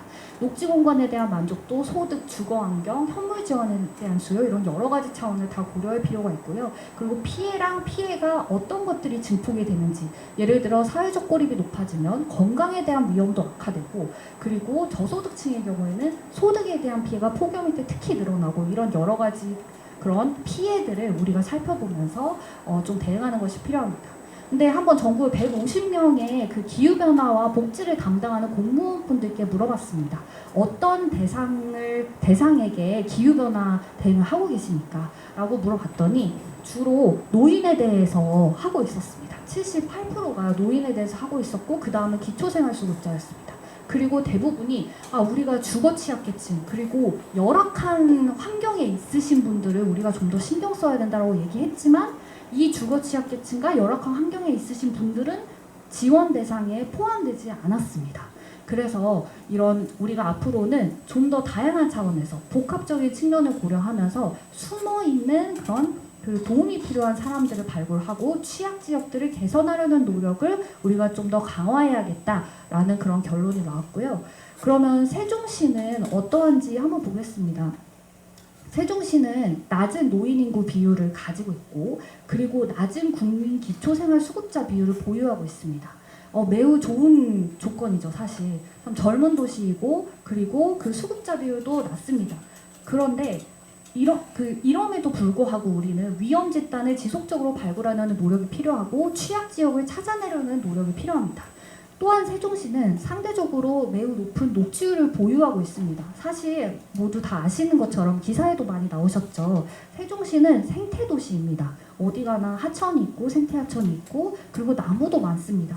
하지만 그럼에도 불구하고 폭염이 세종시 그리고 충청권에는 더 큰 폭으로 발생할 예정입니다. 따라서 이 폭염에 대응하기 위해서 우리가 좀 더 도시 환경 차원에서 많은 노력을 앞으로도 계속해서 기울여야 됩니다.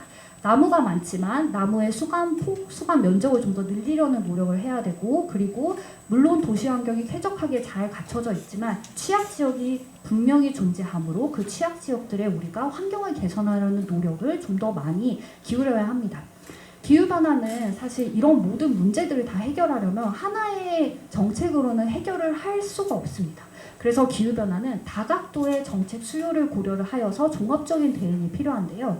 그래서 세종시에서도 적응대책을 통해서 이런 여러 가지 차원의 정책들을 하고 있으나 앞으로 교차 부문을 좀 더 고려를 하면서 우리가 좀 더 다각도의 정책을 우리가 대응하려는 그런 노력이 필요하고요. 아시아의 경우에도 지금 많은 그런 피해에 노출이 되고 있으므로 건강 및 웰빙, 물 부족 및 식량 생산, 도시 및 주거 인프라에 대한 영향을 모두 종합적으로 고려하여서 도시 차원에서 대응을 해야 됩니다.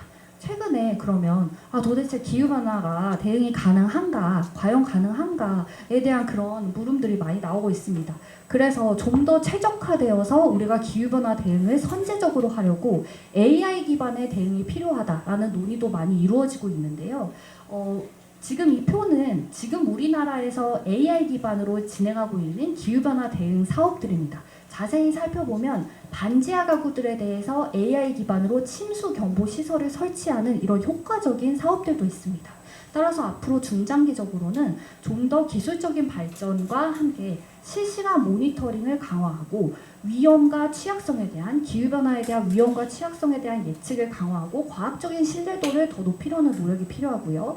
맞춤형으로 응급대응을 할 수 있는 그리고 신속화된 응급대응 체계를 좀 더 강화시켜 나가는 것이 필요하며 자원의 배분을 최적화하는 노력을 통하여서 우리가 무작정적으로 그냥 자원을 높이는 그 최종 결과에만 집중할 게 아니라 누가 어디에 있고 그래서 어떻게 어디에 이 자원을 늘릴지를 좀 더 과학적으로 풀어내는 노력이 필요할 것 같습니다.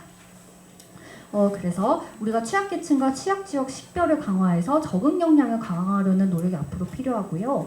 응급대응을 개선하려는 노력이 필요합니다. 그리고 결과적으로 통합적으로 이 실행 전략을 짜고 그리고 세종시 차원에서 좀 그런 체계적인 대응이 앞으로 이루어지는 것이 중요할 것 같습니다. 그래서 궁극적으로 우리는 앞으로도 피해와 취약성 정책 수요에 대한 실태를 기반으로 통합적인 거버넌스를 구축하는 게 필요한데요.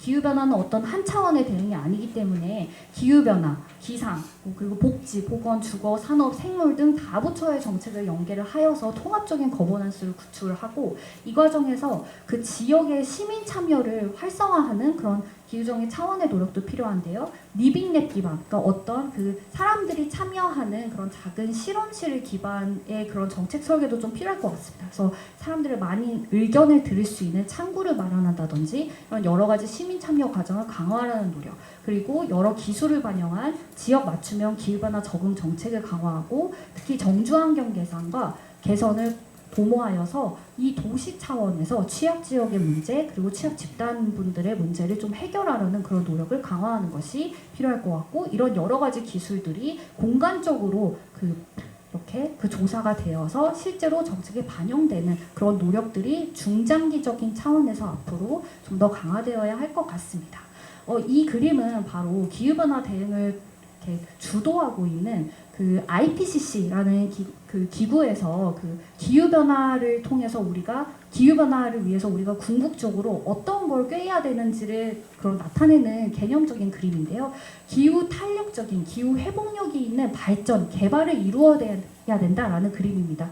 보시면 어떤 사회의 변화뿐만이 아니라 생태의 건강도 함께 고려하는 것을 살펴볼 수가 있죠. 그래서 이러한 사회적인 측면, 생태적인 측면, 웰빙의 측면까지 모두 고려를 하여서 우리가 이 초록색 선, 지속 가능한 발전으로 나아갈 수 있는 이 방향으로 나아갈 수 있도록 앞으로 세종시에서 더 좋은 그런 대응이 이루어지면 좋을 것 같습니다. 네, 감사합니다.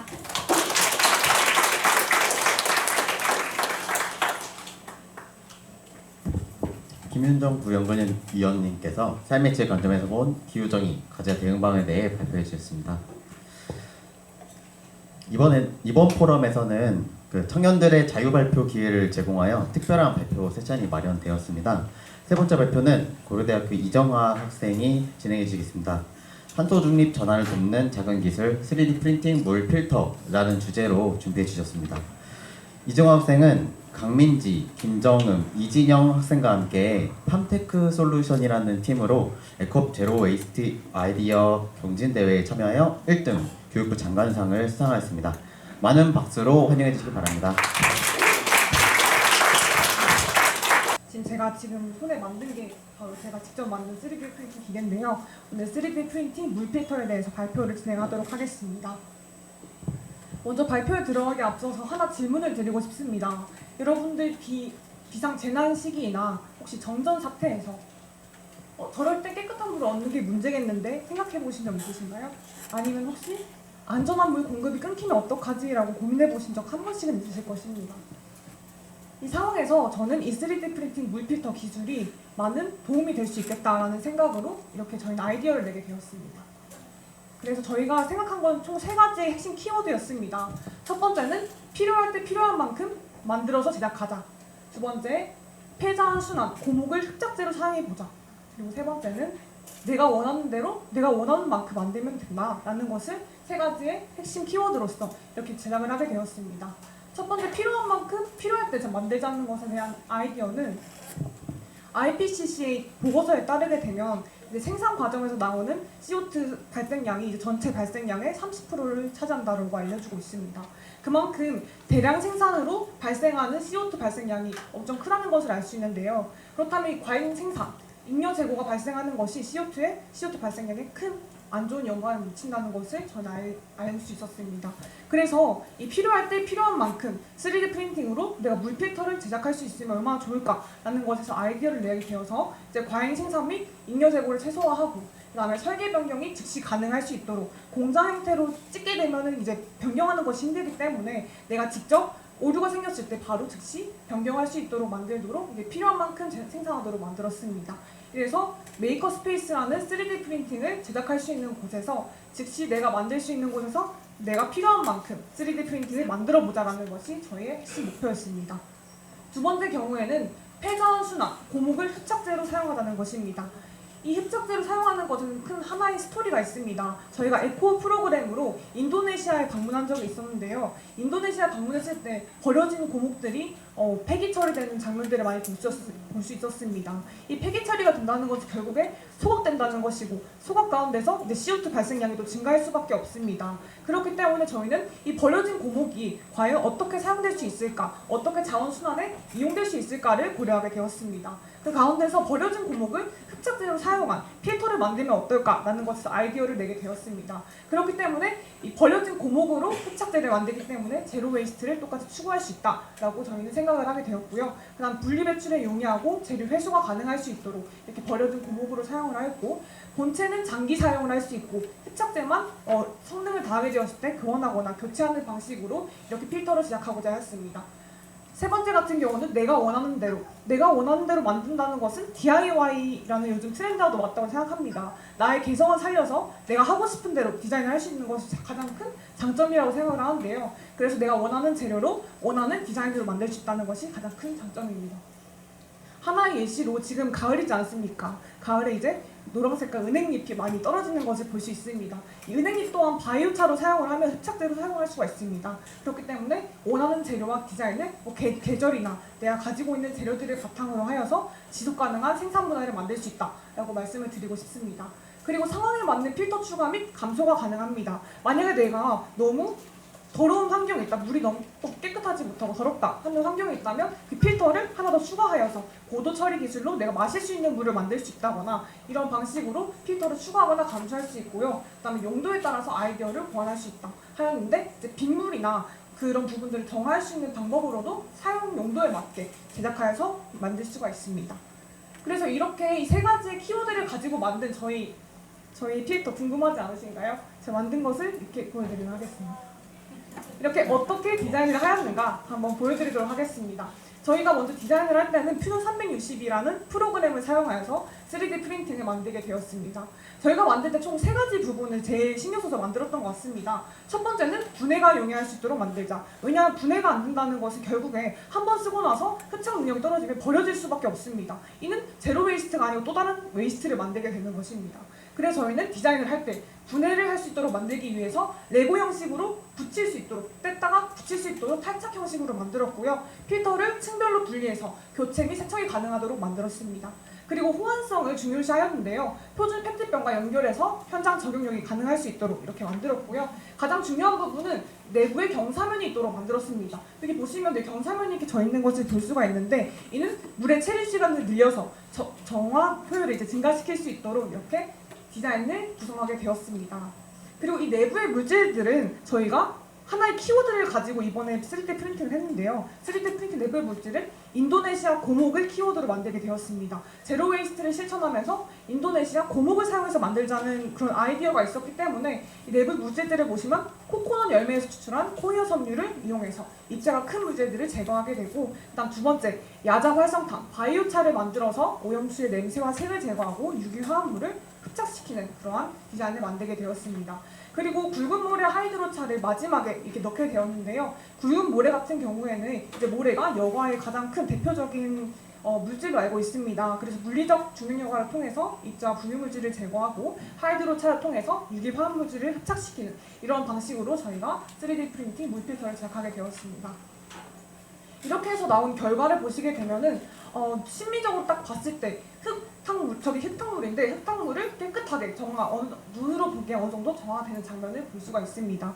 이뿐만 아니고 저희는 실험을 통해서도 증명을 해보자라는 방식이었는데요. 그래서 메틸렌블루 실험과 탁도 실험을 통해서 물 염색을 통해서 어느 정도 물이 정화되었구나, 오염물질이 탁도기를 측정했을 때 어느 정도 제거되었구나를 확인할 수 있었습니다. 이를 통해서 확인한 결과 저희는 오염물질 제거율이 97.2% 정도로 물리화학적으로 증명이 되었다고 말씀을 드리고 싶습니다.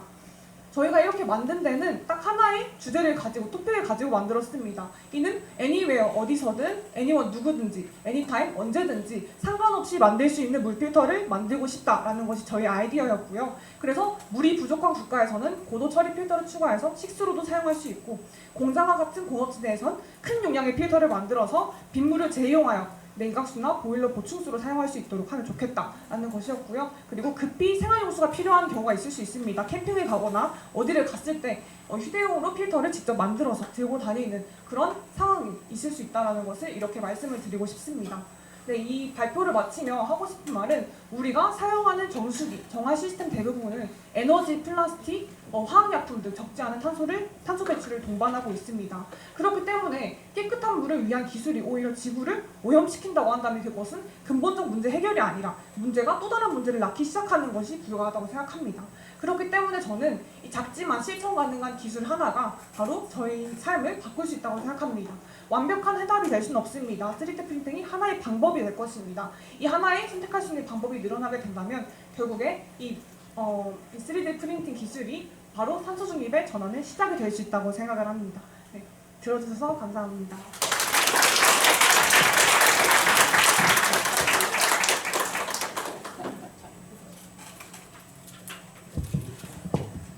네, 이정화 학생의 발표였습니다.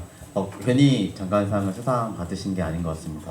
여기 계신 연구자, 관계자 분들의 눈이 가장 총명하게 빛나는 발표 시간이었습니다. 네, 다음으로는 좀 더 구체적이고 실질적인 정책 방향을 모색하기 위해서 관련 분야의 전문가들을 모시고 논의하는 토론 시간을 갖도록 하겠습니다. 잠시 테이블을 정비하는 시간을 갖게 될 텐데요. 뒤에 있는 다가나 커피 텀블러로 이용해 주시고, 혹시라도 아직 경품권을 받지 못하신 분들께서는 탄소 중립 이벤트를 참여해 주시고 경품권도 수령해 주시기 바랍니다. 진행하겠습니다. 인사분들이 소개되실 때 강렬한 박수로 환영해 주시면 감사하겠습니다. 오늘 토론 자장을 맡아주실 분은 한국환경연구원의 배현주 선임 연구위원님이십니다. 박수 부탁드립니다. 이후 진행은 배현주 자장님께서 진행해 주시겠습니다. 네, 방금 소개받은 한국환경연구원의 배현주입니다. 저는 보통 기후변화 관련된 건강영양 연구를 많이 하고 있는데요. 이런 중요한 포럼이 6차까지 되는 거를 몰랐습니다. 다음부터는 열심히 참여해 보도록 하겠습니다. 오늘 토론은 크게 세 분이 토론을 해주실 텐데 굉장히 좋은 분들을 모셨습니다. 그래서 학계 쪽, 그리고 정부, 그리고 시민단체 이렇게 각각 분들이 말씀을 해주실 텐데 우선 각 토론자분들께서 시간 관계상 5분에서 7분 정도 말씀을 해주시면 감사하겠습니다. 첫 번째 토론자는 고려대학교 차은호 교수님께서 진행해 주시겠습니다. 네, 반갑습니다. 저는 고려대학교 세종 캠퍼스의 에코업 사업단에서 근무하고 있는 차은호입니다.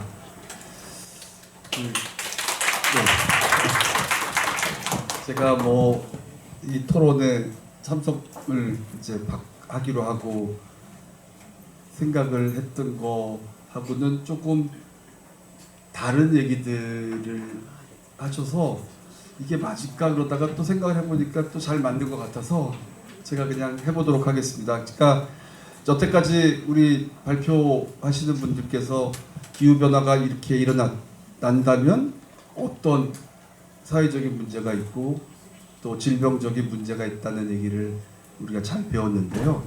저는 오늘 그 기후변화가 왜 일어나고 있고 어떤 과학적인 사실 때문에 일어나고 있고 그리고 그 기후변화를 대응하기 위해서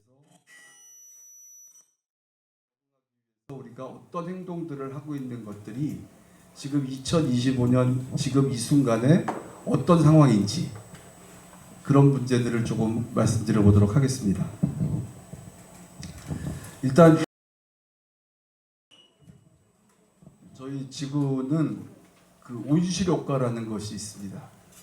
온실 효과라는 것은 뭐냐면 지구의 온도를 일정하게 유지시켜주는 현상입니다. 만약에 온실 효과가 없다면 지구의 온도는 한 영하 18도 정도를 가게 돼서 인류가 지구 표면에서 살기가 어려운 상황이 되는 거죠. 그 온실 효과라는 건 뭐냐면 태양이 지구에 복사 에너지를 세 가지 형태로 내려보내 주는데요. 방출시켜 주는데 하나는 자외선, 가시광선, 적외선 이렇습니다. 자외선은 성층권에 있는 오존층에서 일부 해결이 되고 인류가 살아남기에 적당한 양막 이제 지구로 내려와서 에너지로 활용이 되고요. 가시광선은 저희가 보는 때 이게 온도와는 크게 상관은 없습니다. 그리고 적외선한 복사 에너지는 지구로 대기 표면에 왔던 그 적외선 복사 에너지가 온실가스, 그러니까 수증기를 포함한 온실가스의 일부 홀딩이 돼서 다시 지구의 온도를 항상성을 유지시켜주고 그리고 나머지는 지구 바깥으로 이렇게 방출이 되는 그런 현상이 그래서 지구의 온도가 적외선 에너지가 일부 지구의 대기권에 홀딩되는 것이 이제 온실 효과인데요. 그 온실 효과의 가장 큰 영향력은 사실은 수증기입니다. 물이고요. 물이 수증기가 됐다가 구름에서 다시 비가 내리고 눈이 오고 하는 과정에서 지구의 온도를 향상시켜주는 겁니다. 저는 이게 과학적으로 맞는지는 잘 모르지만 저는 개인적으로 이런 관점에서 봤을 때 지금 일어나는 이런 폭우나 이런 폭설, 여름에 내려오는 우박 이런 것들이 지구가 인류한테 항상성을 유지시켜주기 위한 행동이 아닐까 하는 생각을 갖고 있습니다. 아무튼 수증기가 가장 큰 역할을 하지만 학자들의 좀 다른 얘기이지만 수증기가 영향력이 한 60%에서 80% 정도 있다고 하고요. 나머지 30% 정도가 우리가 알고 있는 탄소를 비롯한 온실가스가 그 영향을 줍니다. 그래서 이 온실가스도 똑같이 내려왔던 적외선 에너지가 이 온실가스들이 CO2와 같은 것들은 분자 운동을 하게 되고 그 적외선 에너지가 그 분자 운동을 활성화시켜 주는데 영향을 주게 돼서 에너지가 홀딩되고 있다가 이 분자는 다시 그라운드 레벨로 내려오는 특성이 있어서 거기서 홀딩되어 있던 분자에 홀딩되어 있던 에너지가 방출되고 그 일부는 개 밖으로 나가고 일부가 지구에 이렇게 도는 것이 이제 그 온실가스들이 온실 효과를 내는 이유인데요. 근데 이제 여러분이 말씀을 드렸습니다만 저희 이산화탄소의 농도가 저희 나라 기준으로 산업혁명 이후에 285 ppm이었던 것들이 지금 2024년도에 안면도 측정 기준으로 430 ppm이 됐습니다. 그러니까 한 150 ppm 정도 늘어난 거죠. 150 ppm은 아까 우리 김종원 박사님이 얘기하셨던 0.015 뭐 이렇게 되는 건데 그게 뭐가 중요해라고 얘기하실 수도 있지만 우리가 알고 있는 오존층의 오존이 가장 높은 온도가 10ppm입니다. 그러니까 10ppm 정도 모여 있는 걸 층이라고 분리하는 것을 감안한다면 150ppm 늘어난 건 엄청나게 늘어난 부분인 거죠. 그래서 이 온실 효과라는 것이 지구상에 있다는 건 분명한 사실이고 또 CO2가 그런 효과 그 에너지를 홀딩했다서 그 지구의 온도를 높이는 거를 영향을 준다는 것도 분명한 사실인데 CO2의 농도가 그만큼 높아져서 더 많은 양이 홀딩될 가능성이 높다는 건 아마 과학적인 이제 사실일 겁니다. 그래서 그런 이유 때문에 이제 저희 지구가 온도가 올라가고 있다라는 우려를 계속 하게 되는 거고요. 그래서 지금 그런 온도에 대응을 하기 위해서 우리가 하고 있는 것들이 이제 에너지 전환이죠. 그래서 화석연료를 쓰지 말고 재생에너지를 하자고 하는 것들인데 화석연료 중에 포함되어 있는데 탄소가 CO2를 그러니까 산소와 만나면 CO2와 물이 되는 과정에서 나오는 연소율을 저희가 에너지로 활용을 하는 겁니다. 그러니까 탄소가 무조건 연소가 되면 무조건 CO2는 나온다고 봐야 하기 때문에 이제 그걸 쓰지 말자고 하는 거고요. 그래서 우리 탄소가 있는 화석연료를 쓰지 말고 재생에너지, 신재생에너지, 풍력과 태양광 같은 신재생에너지를 쓰자고 하지만 그러나 이제 여기서의 문제는 신재생에너지는 대부분 다 전기에너지로 저희 인류에게 에너지를 제공한다는 겁니다. 근데 아시다시피 인류가 사용하는 에너지 형태가 전기에너지로만 있는 건 아니거든요.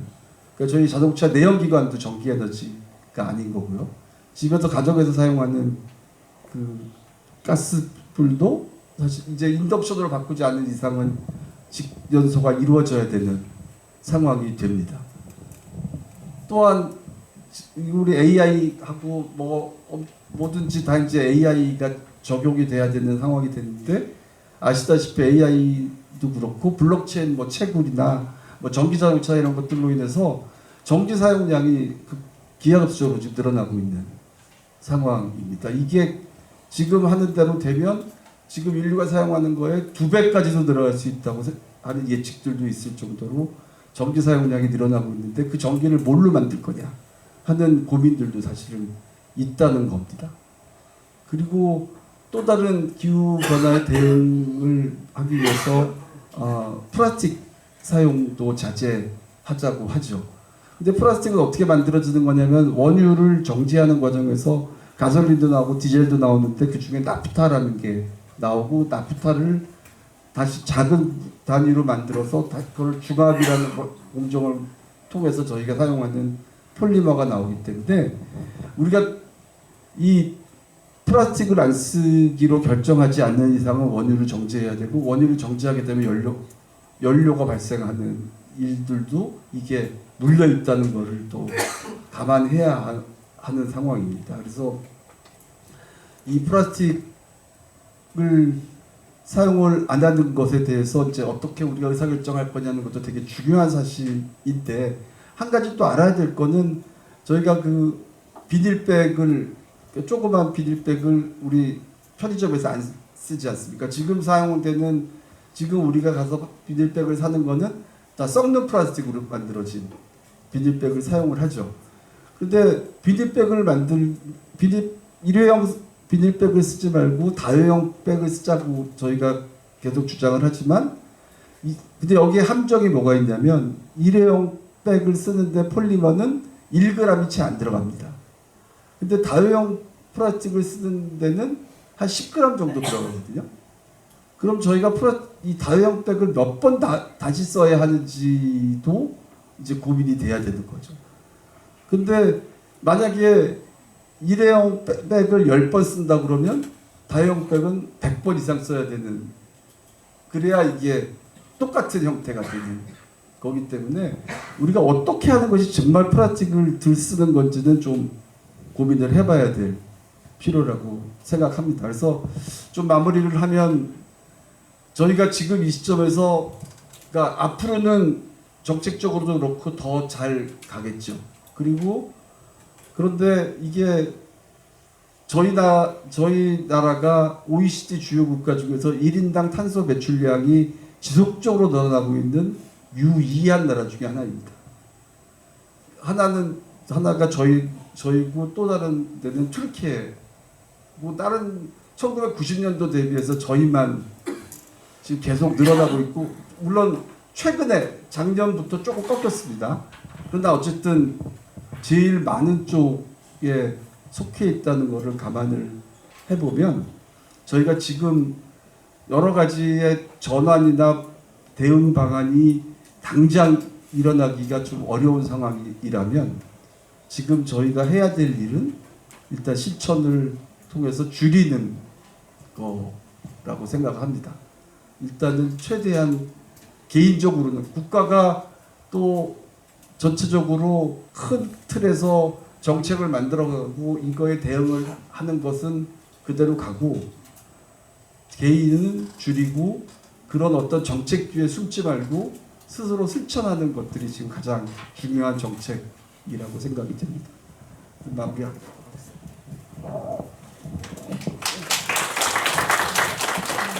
차 교수님께서 이제 기후 변화가 왜 이렇게 일어나고 있고 기후 변화 관련해서 뭐 에너지 전환, 플라스틱, 탄소 배출량까지 광범위한 주제를 너무 귀에 쏙쏙 들어오게 이해하기 쉽게 말씀해 주셔서 감사합니다. 다음은 그 질병관리청의 신규호 서기관님께서 말씀 주시겠습니다.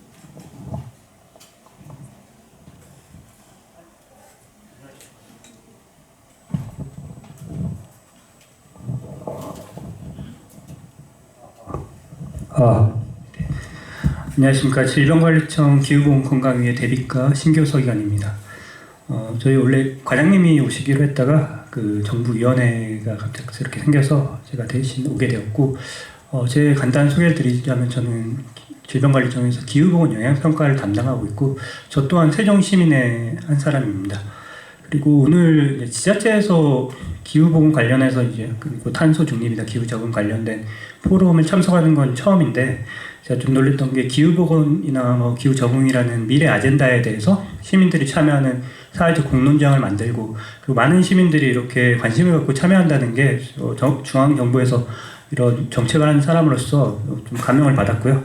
그리고 오늘 포럼이 그 전체적인 중앙정부 차원에서 의미를 살펴봤을 때 기후에너지 환경부가 최근에 출범하였고 그리고 올해나 내년 초 정도에 제4차 기후 적응 대책을 발표하게 돼 있고요. 그리고 보건복지부 차원에서는 HP 2030이라는 게 있습니다. 그게 10년차 계획인데 그 6년차 때 보완 계획을 발표하고 거기에 이제 기후 보건이나 그런 부분들이 충분히 이제 이번에 담길 예정이라서 굉장히 중요한 시점에서 지자체적으로 선도해서 탄소 중립 전환 부분을 다루고 있다는데 되게 의미가 있는 것 같습니다. 오늘 발표와 관련해서 좀 말씀드리면 오늘 이제 발표자 두 분께서 말씀하신 부분은 기후 변화가 건강이나 국민들 삶의 질에 미치는 영향을 중심으로 말씀하셨던 것 같고요. 예전에는 기후 변화가 단 환경 문제로 다들 인식하였지만은 올해 여름이 지금까지 여름 중에서 평균 기온이 가장 높아서 25.7도를 기록했었고 온열질환 환자 수 4,460명으로 역대 두 번째였던 것 같습니다. 그러니까 국민들도 이 기후 변화가 단순히 환경 문제가 아니라 이제는 건강 문제라고 인식을 많이 하기 시작하였던 것 같습니다. 김종현 교수님께서 발표하셨듯이 이게 단순히 이제 온열질환만의 문제가 아니라 질병 발생 양상 자체를 변화시키고 알레르기, 정신건강 그런 문제들까지 되게 많은 건강 문제들을 파생할 수 있기 때문에 저희 김종훈 교수님이 참여하고 있는 연구진을 통해서 저희가 5년마다 기후보건 영향평가라는 걸 하고 있습니다. 기후변화가 건강에 어떤 영향을 미치는지 심도 있게 평가하는 제도로서 21년도에 1차 평가를 했고요. 그때는 이제 31개 지표로 해서 입원이나 사망 그리고 감염병에 미치는 영향 중심으로 했다고 하면은 이번에는 정신건강, 만성질환, 알레르기까지 좀 더 포괄적으로 포함해서 국민들에게 미치는 영향을 좀 심도 있게 다룰 예정이고요. 그리고 실질적으로 세종시나 지자체들이 이런 정책, 기후보건 정책들을 시행하고 있기 때문에 그런 지자체들이 활용할 수 있도록 시도나 시군구 단위의 분석도 충분히 해서 이런 부분들을 지자체에서 활용할 수 있도록 저희도 제시할 예정입니다. 그리고 김정현 교수님 발표에서 저희 사회 안전망으로서 기후보험, 경기도 기후보험을 말씀하셨는데 이건 기후 에너지 환경부 소관이라서 개인적 차원에서 시민의 한 사람으로서 말씀드리자면 세종시에서도 시민 안심 보험이라고 해서 이제 사망이나 장애 등에 대해서 그 산불이나 그리고 산사태 등에 대해서 지원하는 제도가 있는 걸로 알고 있습니다. 사실은 이제 경기도 기후보험 제도가 진단했을 때 10만 원을 주는 일단 경증 중심의 중증에 대해서도 일부 지원하고 있지만 경증 중심의 이제 제도적 시도 사례라고 하면은 세종시는 이제 행정 수도이자 어떻게 보면 우리나라의 축소반이라고 생각합니다. 세종시가 그래서 시범 사업도 좀 더 선제적으로 하고 정책 선도 지역이 충분히 될 수 있기 때문에 그런 시민 안심 보험에 있어서도 사실 온열 질환 코드 중에 67.0이 이제 열사병인데 열사병 같은 경우에는 그 병원에 입원하면 한 개인당 건보료로 치면 90만 원 이상 부담을 들고 자부담으로는 40만 원 이상 들고 있습니다. 그래서 시민 안심 보험의 커버리지에 이런 중증 열사병이라든지 국민들이 좀 더 체감할 수 있는 시민들이 체감할 수 있는 그런 제도적 설계도 해보는 것도 고려해보지 않으면 좋지 않을까 싶고요. 이건 지금 개인적인 의견이고요. 그 다음으로 김윤정 박사님께서 말씀해주신 기후 정의는 이제 앞으로 우리가 기후 위기 시대라고 많이 얘기하는데 저희가 어떤 정책을 하든 되돌아봐야 되는 핵심 개념인 것 같고요. 특히 그 세 가지 핵심적인 부분, 분배적, 절차적 그리고 인정적 정의에 있어서는 저희도 많이 고려를 해야 될 것 같습니다. 특히나 절차적 정의에 있어서 그간에는 저희가 지자체에 대해서 어떻게 보면 바텀업을 많이 해야 된다고는 하지만은 탑다운으로 좀 제도를 많이 내렸던 것 같고요. 그리고 아직까지는 이제 기후보건이라는 게 이제는 아직은 신생 제도이기 때문에 지자체 의견 수렴이 그렇게 활발하지는 않았던 것 같습니다. 근데 지자체에서 많은 시민들의 의견을 수렴하고 저희가 그걸 좀 받아서 제도에 반영하는 것이 좀 더 제도의 창의성도 높이고 그리고 실질적으로 현장에 적용할 때 이런 시행착오도 줄일 수 있는 것 같아서 저희도 이제 내년에 2차 기후보건 영향평가라든지 기후보건 전반에 있어서 제도 시행안에 있어서 지자체가 어떻게 더 참여를 적극적으로 할 수 있을지 그 부분에 대해서는 좀 고민을 많이 해야 되겠다는 생각을 많이 했습니다. 그리고 그 취약계층 부분에 있어서 인적적 정의 차원에서 이 부분도 이제 행안부에서도 폭염 대책이나 한파 대책을 발표할 때 그 4대 분야 15개 유형의 기후 재난 민감 대상을 구분해서 지원을 하고 있고요. 저희도 내년에 2차 기후보건 평가에서는 신체적 민감 집단인 노인, 장애인, 임신부, 기저질환자 그리고 경제적 민감 집단인 국민 기초생활수급자 그리고 아까 말씀 주셨지만 지금까지 이제 경제적 신체적인 부분만 포커스에 맞췄다고 하면은 직업적 민감 집단인 농업인이나 이동 노동자들도 저희가 이제 가용할 수 있는 범위 안에서 한번 분석하는 것도 좀 고민을 해봐야 되겠다는 생각을 했고 김정현 교수님이 이제 해외 사례를 보여주면서 그 생애 주기별로 어떤 기후 변화가 건강에 영향을 미치는지 그 슬라이드를 하나 보여주셨는데 저도 중앙부처의 한 사람으로서 담당하고 있는 사람으로서 좀 부끄러웠고요. 이제 앞으로 저희가 이제 기후 영향 평가를 2차로 했을 때는 국민들이 조금 더 체감할 수 있게 그런 이제 생애 주기별로 어떤 영향을 미치는지 좀 시각화해서 좀 알기 쉽게 보여주는 노력이 필요하겠다라는 생각도 했습니다. 그리고 마지막으로 앞으로 기후보건이 되게 중요해질 거고 사실은 중앙부처 차원에서 기후보건이라는 타이틀을 달고 부서가 설립된 게 작년에 이제 저희 부서가 아마 처음인 것 같습니다. 그러다 보니까 작년에 기후보건 중장기 전략도 발표했고 지금 운영 한림지랑 감시체계도 많이 운영하고 있습니다. 그런데 아직 이런 정책적 노력들이 시민들이나 전체적인 국민들에게 체감되기 위해서는 이걸 실제로 시행하는 지자체와의 교감이 정말 중요한 것 같다라는 생각을 많이 했고 그리고 지역 중심의 기후 건강 적응을 위해서 중앙은 기후 변화에 의한 건강 영향을 감시 조사 분석을 좀 더 상세하게 하고 이걸 좀 지역 차원에서 활용할 수 있는 게 어떤 방향이 있을까라는 부분을 좀 더 많이 귀 기울이겠습니다. 그리고 마지막으로 예전에 배현주 이제 박사님께서 다른 포럼에서 발표하시면서 저도 원래도 생각은 했던 부분이 있겠지만은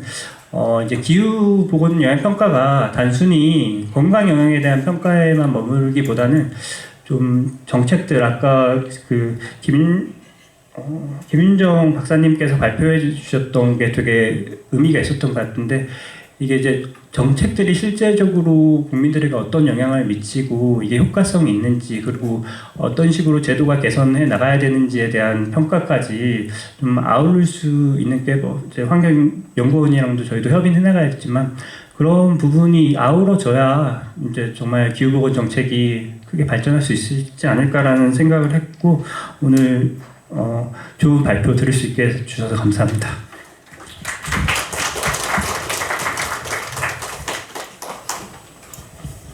서기관님께서 뭐 기후 보건 영향 평가, 기후 정의가 정책의 핵심 개념이다, 뭐 취약계층 범위까지 다양한 의견을 주셨는데 시간 관계상 이제 마지막 토론자이신 그 김청화 사무국장님.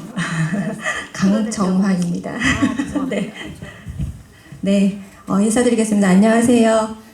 저는 그 세종 기후환경 네트워크에서 일하고 있는 사무국장 강청화입니다. 먼저 앞서 이제 발제해 주신 두 분과 옆에 이제 토론자 분들께서 기후위기 취약계층에 대한 정의와 문제점들은 잘 정의를 해 주신 것 같고요. 저희 세종 기후환경 네트워크에서는 2020년부터 매년 2차례 폭염과 한파에 대비한 그 취약계층 지원 사업을 운영하고 있습니다. 매년 노인 장애인과에서 그 선정해 주시는 100에서 150가구 정도를 대상으로 저희 활동가 분들이 직접 세대를 방문해서 폭염과 한파에 대응할 수 있는 요령들을 안내해 드리고 지원 물품도 전달하고 있습니다. 또 가정을 방문해 또 대상자분들의 건강 상태나 생활 환경도 모니터링하고 겨울철에는 간단한 그 단열 작업까지도 진행하고 있습니다. 이와 더불어 저희가 진행하고 있는 프로그램 중에 자녀와 이제 보호자가 함께 참여하는 시민 가족 봉사단 프로그램도 운영하고 있습니다. 이 프로그램은 시민들이 기후위기 취약계층의 현실을 직접 체감하는 그 계기가 되고 또 자녀 세대의 방문만으로도 홀로 계시는 어르신 분들께는 큰 위로가 되고 있다고 생각됩니다. 오늘 저는 이러한 현장 경험을 바탕으로 기후위기 취약계층의 현실적인 문제와 관련하여 3가지 정도만 제안드리고자 합니다. 첫째, 기후위기 취약계층에 대한 지원 정책에 앞서 세분화된 실태조사가 우선되어야 합니다. 현재 취약계층에 대한 정책이 실제 상황과 수요를 충분히 파악하지 못한 채 획일적으로 시행되는 경우가 있어서 취약계층이 실제 겪고 있는 어려움과 제공되는 지원 정책 간의 차이가 발생되고 있습니다. 따라서 건강 상태, 경제적 여건, 그리고 주거 환경 등 다양한 요소를 고려한 실태 조사를 실시하고 그 결과를 바탕으로 맞춤형 지원 정책이 추진되어야 할 것입니다. 둘째는 무더위 쉼터의 실질적인 이용 개선이 필요합니다. 아까 발제자분께서도 말씀해 주시긴 하셨는데요. 매년 그 무더위 쉼터의 80% 정도가 그 경로당이나 마을 해관이 중심이 되어서 운영되고 있습니다. 운영 시간이 제한되어 있거나 거동이 불편해서 이동이 어려운 분들이 많고요. 또 심리적 부담감으로 이용을 꺼리는 분들도 많습니다. 그 폭염과 한파와 같은 기후 재난 시기에는 24시간 그 운영이 가능한 쉼터가 필요하고 기존 시설 내에서도 별도의 공간을 마련해서 누구나 부담 없이 좀 이용할 수 있는 환경이 조성되어야 할 것 같습니다. 그리고 셋째, 취약계층의 냉난방 에너지 비용 부담을 완화할 수 있는 근본적인 대책이 필요합니다. 매년 폭염과 한파가 반복되지만 에너지 비용 부담 때문에 에어컨이나 보일러 사용을 최소화하는 가구가 여전히 많고 또 단순히 지원금이나 일회성 지원 그 혜택만으로는 근본적인 해결이 어렵습니다. 저는 그래서 예를 들어 소규모 태양광 발전 설비를 좀 지원을 해서 취약계층의 냉난방 에너지 자립 기반을 좀 마련할 수 있었으면 좋겠습니다. 지자체 예산만으로는 한계가 있을 거라 생각됩니다. 그래서 기업이나 공공기관, 시민단체가 함께하는 민간협력형 지원 모델을 좀 구축하는 것이 필요할 것이라 생각됩니다. 마지막으로 기후위기 적응이나 기후정의는 단순히 행정과 정책의 영역을 넘어서 시민의 인식 변화와 참여가 함께 이루어져야 합니다. 시민들이 참여할 수 있는 방법은 다양합니다. 꼭 봉사단으로 참여하지 않더라도 기후교육 참여나 일상생활에서 탄소 중립 생활을 실천하는 것으로도 건강한 기후 적응을 위한 방법이 될 것 같습니다. 지역사회 구성원 모두가 관심을 가지고 참여할 때 기후위기 속에서도 소외되지 않는 그 안전한 세종시를 만들 수 있다고 생각됩니다. 감사합니다.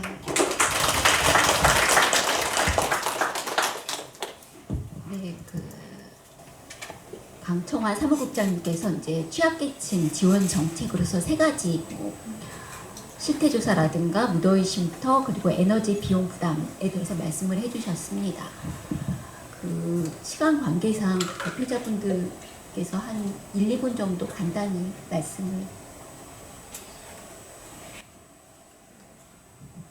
해주시면 어떨까요? 네, 저는 오늘 기후 변화로 인한 건강 영향을 말씀을 드렸었는데요.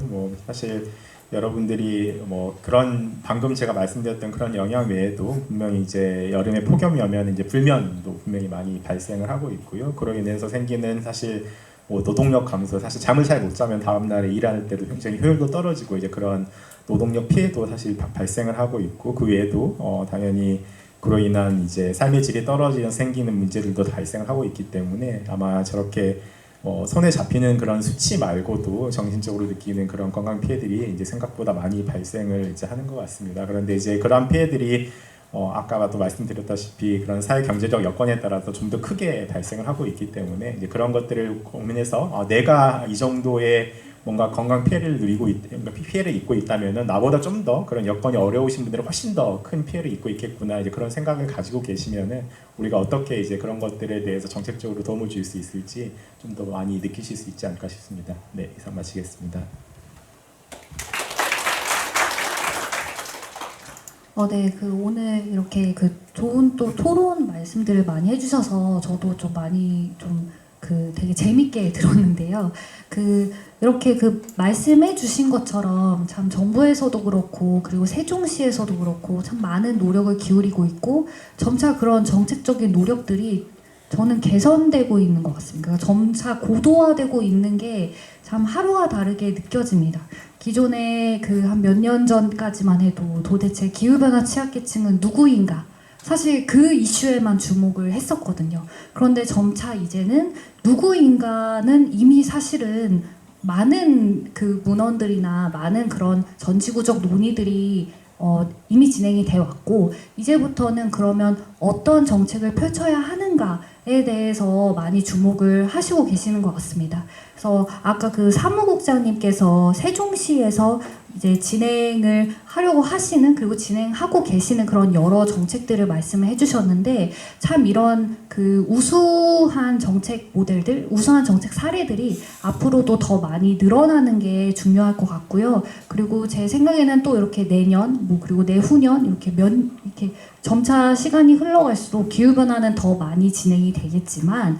더 많은 정책적인 노력과 더 좋은 정책들이 나올 수 있을 것 같아서 한편으로는 좀 희망적이지 않나라는 생각도 해봅니다. 네, 감사합니다.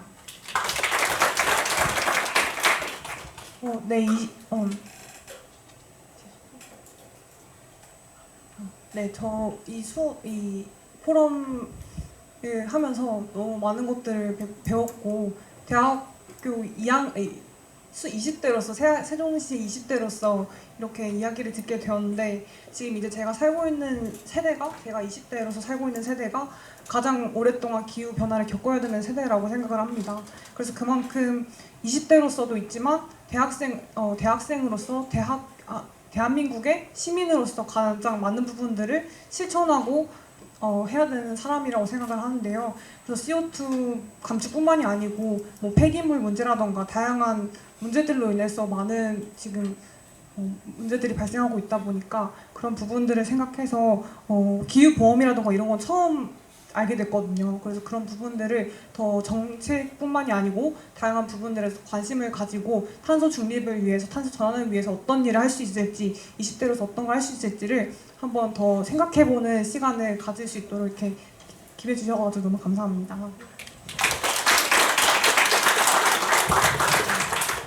진행을 빨리 하라고 하지만 오늘 오신 분들이 정말 귀한 시간 내주셔서 오셨는데 혹시 플로어에서 발표자분이나 토론자분들한테 질문이 있으신 분들은 한두 분 정도 질문을 받으면 어떨까요? 질문이 아니라 제안을 하나 하겠습니다. 저도 이쪽에 많은 관심이 있어서 이렇게 좀 하고 있는데 소리가 좀 뭡니까? 예. 제가 아는 분들한테 탄소 중립이 무엇을 의미하느냐고 가끔 물어볼 때가 있어요. 그러면은 어떻게 대답하느냐면은 요약을 하면은 이런 겁니다. 탄소라는 것을 10을 배출한다면은 한 중간쯤 줄여가지고 5쯤 하는 게 아닌가? 아니면 5를 하는 사람은 한 2.5쯤으로 줄이는 거 아닌가? 이렇게 생각을 해요. 그래서 중립이라는 의미 때문에 그런 것 같은 느낌이 들거든요. 그래서 간단히 탄소 중립 보면 아주 용어도 간결하고 명료해가지고 참 우리들이 생각할 땐 좋은데, 이 탄소 중립 전환을 계층 간, 세대 간 전 국민이 동참을 해서 다 참여를 하고 또 효과를 극대화하려면 전 국민이 동참을 해야 되거든요. 그런데 그 용어 때문에 약간 잘 이해를 못 하시고 텔레비전이나 어디에 나와도 그게 뭔지 잘 모르시는 분들이 의외로 많다. 그런 생각이 들어요. 그래서 이 탄소중립이라는 용어가 굳어져 가지고 학술적으로 다 이렇게 굳은 용어로 쓰는 것은 사실이지만 현재 다른 모든 국민들이 쉽게 이해할 수 있는 말로 바꿀 수는 없나. 예를 들면 탄소 0 이렇게 한다든가, 예를 들어서 갑자기 생각난 건데 사실은 해서 이거 0으로 만들자는 뜻 아닙니까? 그래서 그런데 좀 약간의 좀 자꾸 생각이 자꾸 들어서 오늘 이런 계기에 제가 제안을 하나 말씀을 드렸습니다. 감사합니다. 용어를 말씀하셔서 최근에 문제가 된 게 이제 기후 적응입니다. 그래서 기후 적응이라는 게 보통의 적응은 받아들이는 거잖아요. 더 이상 노력을 안 하고. 그래서 우리가 하는 게 적응이라는 용어가 맞냐라는 게 굉장히 논란이 됐습니다. 그래서 지난달에 최종 정리가 된 거는 적극적 대응이다. 적응이라는 것이 그런 식으로 용어를 정리했는데 주신 의견은 환경부에 잘 전달을 하도록 하겠습니다. 그리고 이제 오늘 논의된 것 관련해서 몇 가지를 말씀을 드리면은 기후보험, 경기도의 기후보험이 굉장히 관심이 많이 가셨을 텐데 지금 기후에너지환경부에서 기후적응대책 수정본을 만들고 있습니다. 거기에 이제 기후보험을 전 국민 모두 가입하는 방안을 신중하게 검토를 하고 있고요. 그리고 이제 오늘 전문가도 오시고 학생분들도 오시고 특히 시민분들도 와서 너무 열심히 들어주고 계신데 제가 꼭 드리고 싶은 이야기 하나는 마지막으로 기후변화 적응 굉장히 중요하잖아요. 특히 그 중에서 건강은 가장 중요하다고 생각을 합니다. 근데 예산 측면에서 건강 쪽 예산은 기후변화 적응에서 30%도 아닌 3%도 아닌 0.3%입니다. 그래서 우리가 하나하나 실천을 하는 것도 굉장히 중요하고 기후변화 적응에서 특히 건강 부분에서 관심을 좀 많이 가져주셨으면 하는 게 저의 바람입니다. 네, 끝까지 경청해 주셔서 감사합니다. 발표 및 토론을 해주신 7분들께 다시 한번 큰 박수 부탁드립니다. 네, 7분께서는 단상 아래로 내려가 자리로 돌아가 주시기 바랍니다. 마지막으로 기다리시던 경품 추첨 남았습니다. 곧이어 경품 추첨 진행하겠습니다. 응모함 앞으로 가져다 주시면 감사하겠습니다. 네, 저희 시간이 지체된 만큼 빠르게 추첨을 진행할 텐데요. 네, 무엇을 몇 명에게 주는가 정말 관심이 많으실 것 같습니다. 3등 4명 그리고 2등 4명, 1등 1명으로 준비하였습니다. 무엇이 나오는지는 이제 천천히 드리고자 합니다. 우선 추첨 진행하겠습니다. 속이 너무 보이는 거 아니에요? 저희가 2번 정도 접어달라고 요청드렸는데, 네. 공정하게 하기 위해서.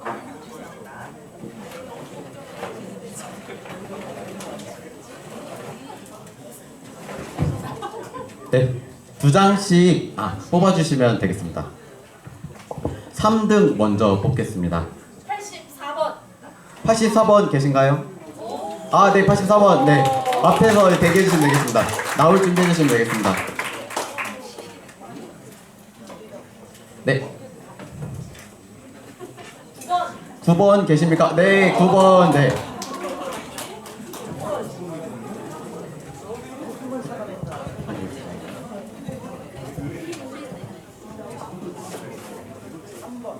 네, 3번 계십니까? 3번 안 계시면 다시 뽑겠습니다. 3번 계신가요? 네. 3번. 마지막으로 한 개 더 뽑아주시면 되겠습니다. 네. 잠시 여기 대기해 주십니다. 96번. 96번 안 계신가요? 안 계시면은 5초 세고 안 계시면 다시 뽑겠습니다. 5, 4, 3, 2, 1 안 계신 것 같습니다.